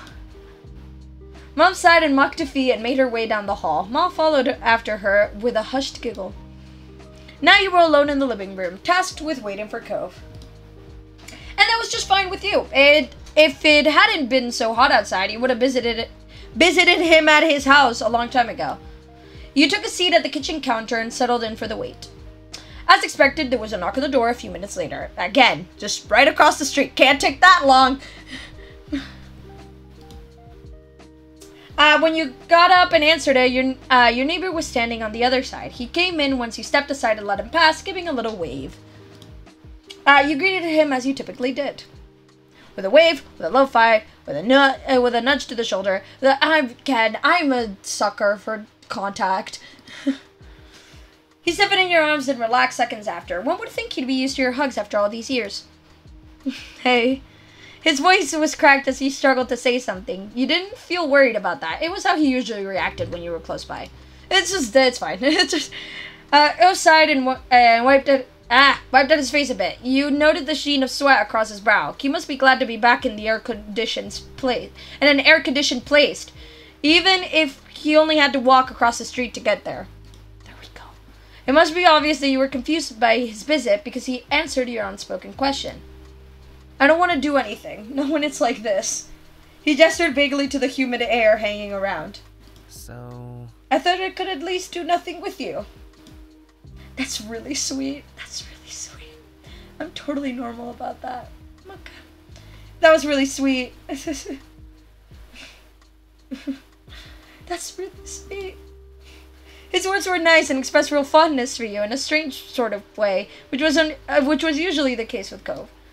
Have you had lunch yet? I was gonna do it soon. He shook his head. Not really. I haven't really felt like eating because of the heat. I probably should have lunch. I didn't have breakfast this morning. Yeah, I get some things like that too. You should really eat properly. You didn't eat at all, then you gotta have something now. Yeah. You urged Cove in the direction of the kitchen. He stumbled after you. Ah, okay. As one, you cut it into the kitchen. You crossed your arms as you glanced around, wondering what you should scratch up for a meal. I don't want to eat anything that's warmed up. Is there something cold or not cooked? Yeah. After a bit of back and forth, the two of you concluded that you should raid the fridge and cabinet in order to make sandwiches. With that settled, you had a plan to decide on the outside layers first. There was a wide variety to choose from since everyone in your house had their own favorites. There was white bread, wheat bread, sourdough, mixed grains, gluten-free bread, and pita pockets. Hey. Can you take the grain one for me? Sure. You reached for the mixed grain, so you made your decision. I'm going with... There's cinnamon swirl bread.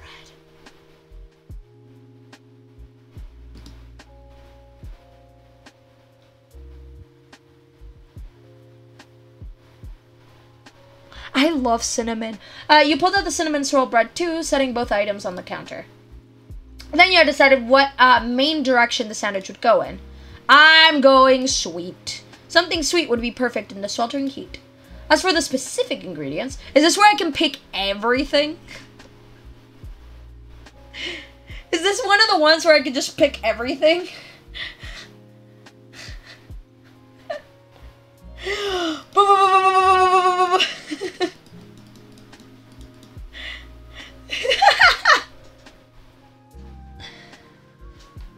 I have to. It's too tempting. You nod to yourself with a quiet hum, satisfied. The two of you bustled around the kitchen, opening and closing things in order to collect everything you needed for your individual sandwiches. You focused intently on assembling your own for the most part. When you were close to being done, though, you glanced over at your neighbor. Ko was putting his sandwich together delicately, his brow furrowed and tongue sticking out just barely. There were open jars of peanut butter and honey near his plate, as well as a banana peel. So he was making a peanut butter, banana, and honey sandwich mixed up. That sounds great. That does sound great. Maybe have one yourself a different time. Curiosity said, I like peanut butter. I just like stuff with peanut butter on it. I like stuff. If something has cinnamon, if something has peanut butter, if something has, what else is like a just general flavor, I'll just kind of like, those are the ones that I can think of right now. But those, I'll probably just enjoy it. You turn back to your plate and finish your own creation. By the time you were done, Ko had already cleaned up his workstation. He turned to face you, studying your sandwich briefly. He gave it an incredulous look, but didn't question you about it. Good. Done? Yeah. Cool. He waited as you quickly returned the ingredients and cleaned a few utensils. Then the two of you collected your respective plates. You both agreed on heading upstairs to hang out in your room. Fair enough. You and Cove entered your bedroom while balancing your food on the plates. Nothing fell, so it was a successful trip. Cove took a seat on the ground, stretching out on the hardwood floor in an attempt to keep a bit cooler. He immediately took a bite of his sandwich, chewed, then hummed happily. Sandwich was really good. At least that's something. At this point, you sat down and started on your own sandwich. You nodded you were enjoying yours too. Obviously, you were a pro at making sandwiches. Clearly, can't you tell by how I picked every ingredient? He leaned back on his hands while chewing and glanced around. His every movement was sluggish. Want to do something? It seemed the plan of not doing anything at all had already worn thin, despite his lack of enthusiasm.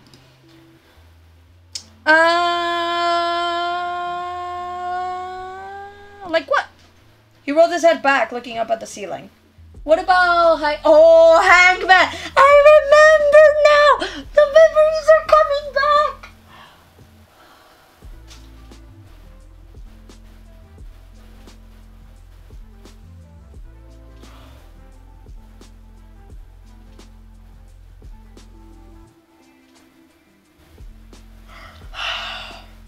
I remember now.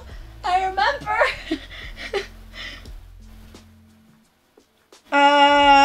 You laughed at the suggestion but went along with it. Yeah, neither of you had much energy for anything more taxing. You grudgingly humored it. You thought it was a nice idea. Sure, why not? Yeah. What's happened? Me getting flashbacks. That's what happened. You put your plate to the side and pulled out some markers and scrap paper. As you laid everything on the floor, he scooted back to make more room in front of you. Who picked up one of the markers with his right hand while keeping a half slice of sandwich in his left. That's, can I pick the phrase? If you want to. He smiled briefly before he bent over the paper and began sketching the Hangman frame. If you don't know why I just freaked out, get ready. Hang on tight. Then he stopped, pursing his lips in thought. He tapped the end of his marker against his cheek. You watched silently as Cove looked down at the paper, up at your face, then off to the side in a loop. His marker kept tapping his cheek the entire time. You raised an eyebrow. He'd suggested the game and wanted to pick the phrase, but it looked like he didn't actually have anything in mind for it. Finally, he put empty lines on the paper to signify spots for letters. Alright, you can start guessing.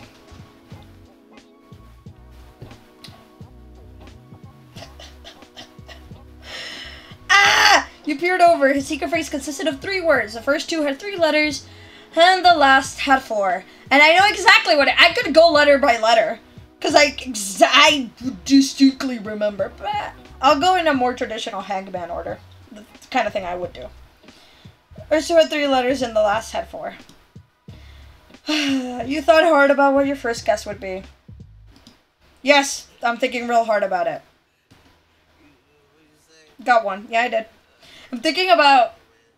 Okay. I want to be efficient. After the first round, you were about to take another bite of your sandwich when a thought occurred to you. I wonder if anyone turned off the TV downstairs. The TV. It was on earlier, but no one was really watching it. Then everyone started leaving the living room. I know I didn't turn it off. It might still be on downstairs with no one there. Go smiled crookedly at that. Oh. Poor show, playing with no one around to enjoy it. What was it? He squinted off into the middle distance, trying to recall the show's name. Feel like it was some kind of crime-solving drama? Cove nodded sleepily, his eyes closed and opened again with some effort. Can you give any specifics? Maybe I can guess it. Well... You rested your chin on your open palm, groggily, thinking as hard as you could. I remember there was a woman with long... blonde hair, I think? She was the one solving crimes, like, as a detective or something. There were scenes in a police station, because someone got arrested?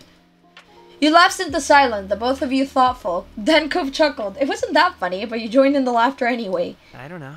I didn't know what that is. Me neither, and I just saw it. Enter a letter of the alphabet. I want to get to it. Thank you. I want to get to. Good guess, yeah. I know. It's not like I remember what the phrase is or anything. I'm going with the vowels first, because that's what I would usually do. But I'm skipping the ones that I know that aren't there. Another round came and went, and Cove grumbled as he readjusted himself. His features were twisted in a grimace. Feels so sticky. Oh, I'm gonna be stuck to this floor forever now. I'll have to charge you rent then. You can be my new roomie if you want. Looks like we'll both be stuck here forever then. I'm sticky too. No way. I'll peel you off if I have to. I like the I'll have to charge you rent then. Yeah, how much? $50. What? Can't afford that.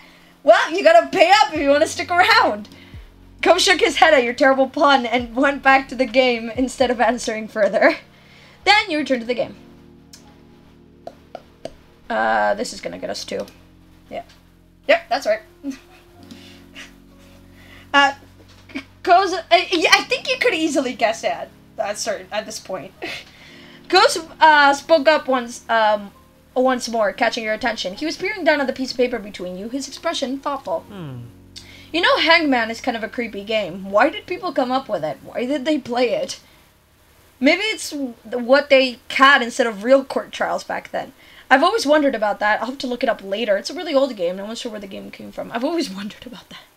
The two of you fell silent as you tried to puzzle out a logical answer. Eventually, you decided to just return to the game. We're running out of vowels, so I'm just going to do the one that we have left. That's another one. By this point, Cove had finished his sandwich. Yours was almost gone too, but now you were getting thirsty. You brought it up to your neighbor. Should we go downstairs and get some drinks? I was thinking that too, but I don't really want to get up. Me neither. You looked over at him, narrowing your eyes with false suspicion. But hey, what happened to you not being able to get up ever again because you were stuck to the floor? That's still true. I mean, we're not actually going, are we? I only thought about it. You rolled your eyes and dropped the issue, defeated. Cove grinned a little at your disappointment over his victory.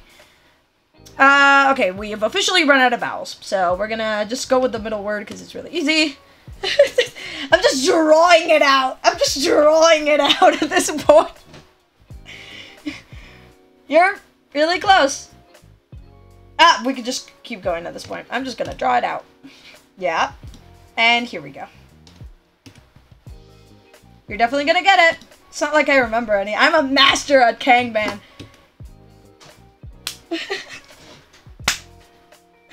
I'm such a master at Hangman. It's not because I remember. You were cute. That was the phrase that Cobb had spent so long settling on. You stared at it. A few correct letters in, you had a feeling you knew what the phrase was. Still, you felt butterflies in your stomach at seeing it, clear as day, on the paper. You took in the words for a moment longer, just, you know, processing. Then you looked up at Cove. He had trouble meeting your shocked gaze, a smile settling awkwardly on his lips. His next words left him in a mumble. I mean... It was all I could think of at the time. You covered your face bashfully. You gave him a playful shove, still in disbelief. You stayed where you are, unable to move. You fell backwards up to the floor. From your sitting position, you wrapped your arms around him. Literally would not know what I would do in this situation. It is so sweet.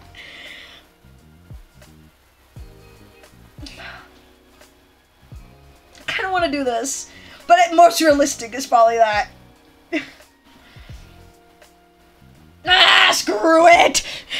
It was instinct. You leaned over and wrapped your arms around him in a hug. Oh, these options! You didn't say anything. No, you're cute. Thank you. I can't believe you. Damn, go. You just laughed. So great. Play it back! Go smiled a bit more, clearly still feeling awkward about the move he pulled. It's smooth! And it's adorable! Still feeling awkward about the move he pulled, he turned away from you, his cheeks tinted pink. A moment passed between the two of you. Now would be the perfect time to change the subject, but you didn't. He didn't either. Things started feeling a bit more personal all of a sudden. You looked into Cobb's ocean eyes and saw yourself staring back.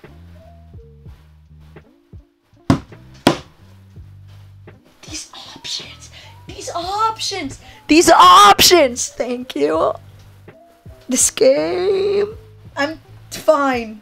I'm totally fine about this. Totally. Ah! Go see yourself to not your love to the words, but you remain serious. Thanks. I meant it too. But I think he broke the eye contact. I've heard at some point you're supposed to start liking types of people. Guys. Or girls. Or whoever. I don't know. I haven't really noticed that yet. Nothing's changed. Not in a big way. Not for everybody. May have to grow up more, but at least with...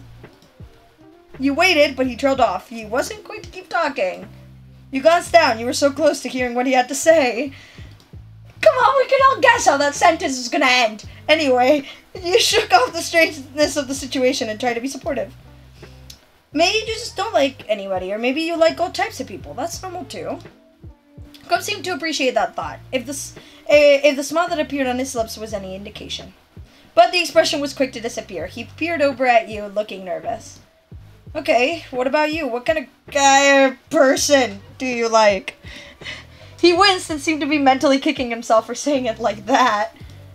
You considered his question carefully. Did you know who or what you liked? At 13? Now I'm thinking back. Did I know at 13? I'm trying to think when I had my first, ooh, yeah, that makes sense moment. Or like the kind of, oh, moment. You were starting to have physical attraction in a general way. You only seem to feel physical attraction in specific cases and situations. You didn't really have a physical interest in other people. You didn't think you could tell if you had an interest in people physically.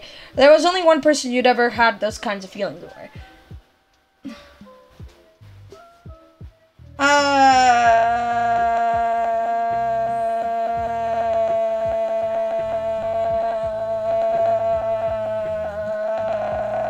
I mean, I don't know.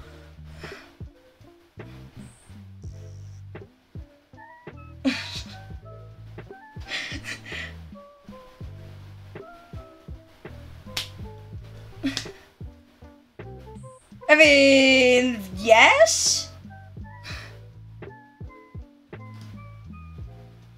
Yes.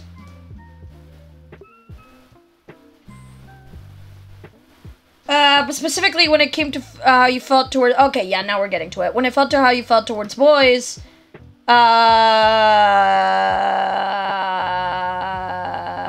yes. And yes.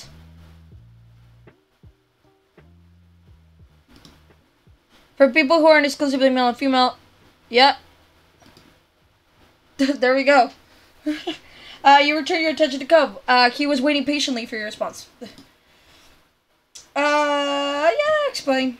I guess. Girls are cool. Boys are cool. People are cool in general. Sure. It really depends. My taste is weird. But yeah. 13, I was way too worried about all that. I was trying to find the specific label that fit me best. It was quite the word. It's like, my memory sucks. So it's kind of foggy for me. But like, I remember being really worried about not being sure. I was like, when I first thought, or like, I remember like, how my thought process went. When I first thought I found, like, Abel, and I was like, yeah, I think I figured it out. My immediate next worry was, oh no, what if I'm not sure? And so, I had set in my head, I'm gonna wait before telling anyone. So, because I don't wanna just, and I'm gonna wait until I officially, like, start, like, with myself, just identifying that way. Because I'm worried that I'm not actually sure, despite feeling the fact that I'm sure. So I'm just gonna wait. And then I remember, I probably still have it. I made a notes on my phone with just, for a certain amount of, like, time, to, like, ask myself again if that's how I felt still. Probably still have it. It's probably here somewhere. Yes, I do. First one was in 2018, so, that says something. It's kind of late to it all. But, so yes, I was like 14. So at 13, I was sort of figuring it out. So yeah, now I'm getting my timeline by figuring out that the first one of these is at 2018 and probably started a little bit beforehand. So, yeah, basically I had in my head, I'm gonna wait to know that if I'm sure. And then at a certain point, time kept going by and I was still pretty sure, and I was like, and even if it changes, it would be fine. 'Cause fluid. But like, sexuality is fluid. But like, at a certain point I was like, okay, yeah. That was just because I was still like going through it, and I was kind of like insecure about it, and I wasn't exactly sure what to make of it. So I just kind of put an excuse for myself to like prolong stuff. And now that I'm like totally okay with it, it's like, nah. Silly. It's silly. But yeah. But I remember where my thought process was, and it just, now when I look back at it now, it doesn't make sense. But to me, at that moment, it did. My argument towards myself, I managed to auto-convince myself that it made sense at the time. But now that when I look back at it, it's like, what was I thinking?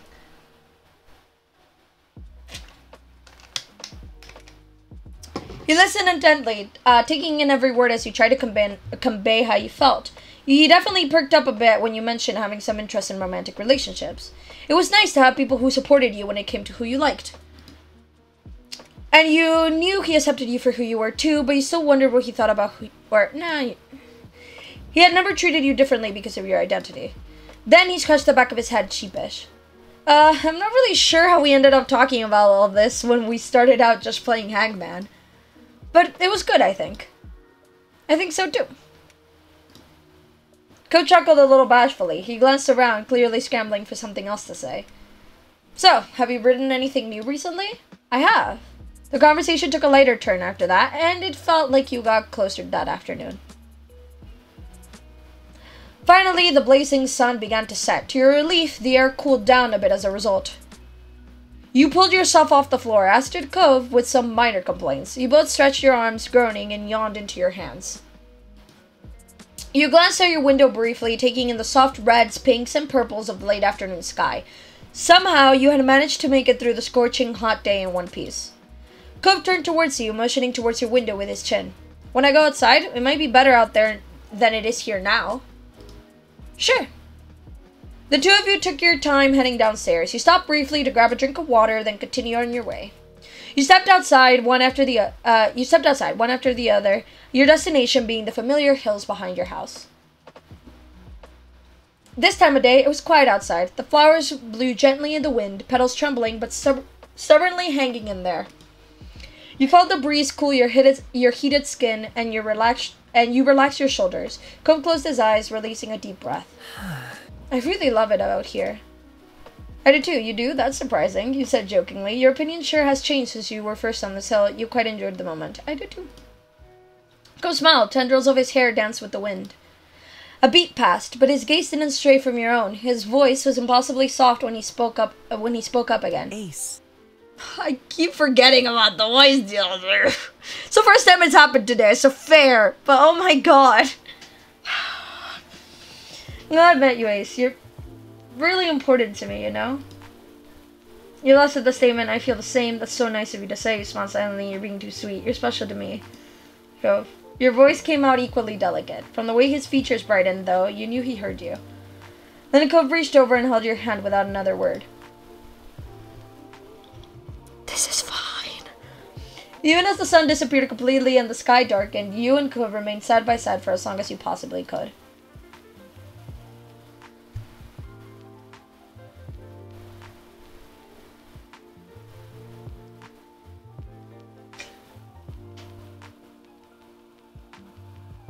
Yes. Yes. I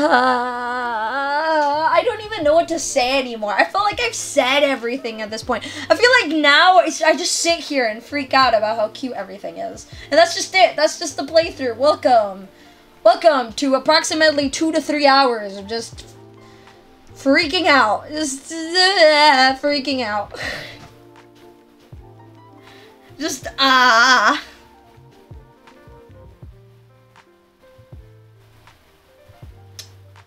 This game is so good. It really is. It really is. I love this game so much. I love this game so much. I can't wait to make the thumbnail for this one because I have an idea already. My brain just went to that. That's good. Okay, yeah, that's gonna be fun.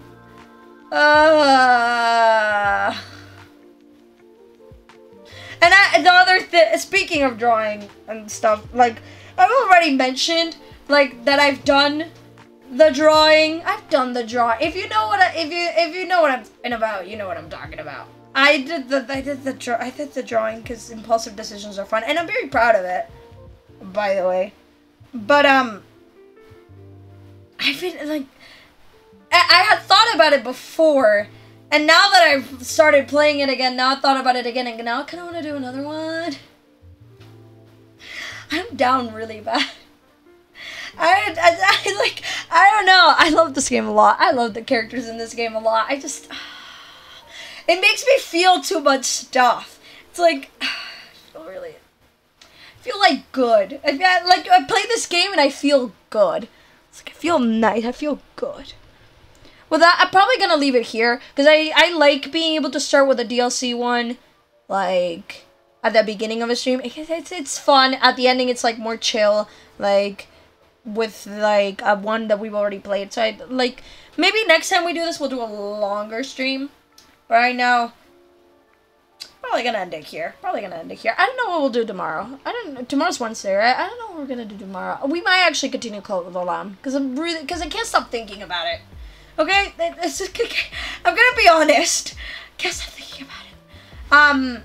It's like it happens, and if you've been here for a bit, you probably realize that I start a game, and then it's like the only thing like in my head, like 24/7. It happens with shows and like books and everything else in general. I just like focus on like I start something and then I'm like, oh, I really like it, and I play a little bit more or like watch a little bit more or read a little bit more depending on what we're talking about, and then it's like, oh, I really like it, and then I just want to keep experiencing it. So that's what's kind of happening with Cult of the Lamb at the moment. It's happened a bunch of times before. The first playthrough of our life was pretty much like that, when I did like when I would do it so like back to back on certain days and did really long streams because I just wanted to get through it. I just wanted to see more. And then Blooming Panic kind of had the same effect where I did like 2 days in a row, I think. The Vincent Secret of Myers I did 2 days in a row. Yeah, it just happens. It just happens. I'll start something, I'll get invested and just be like, I want to keep going. But fair enough, and it happens with shows, and I end up marathoning, and that's with books, and then I finish them really fast. It happens. But yeah, anyway, this was all fun. I like playing Our Life. We'll play Our Life soon again. We'll get through step 2 eventually. Oh my god. Between the days I couldn't stream, the vacation, and then like the slowly coming back, it's been a bit. Good night, sleep well and dream of Cove and sharing delicious cake and beating up the annoying kids and getting away with it. Highlight of the stream. Let's find a good ending song. Which one would be good right now? This one was fine. Yep.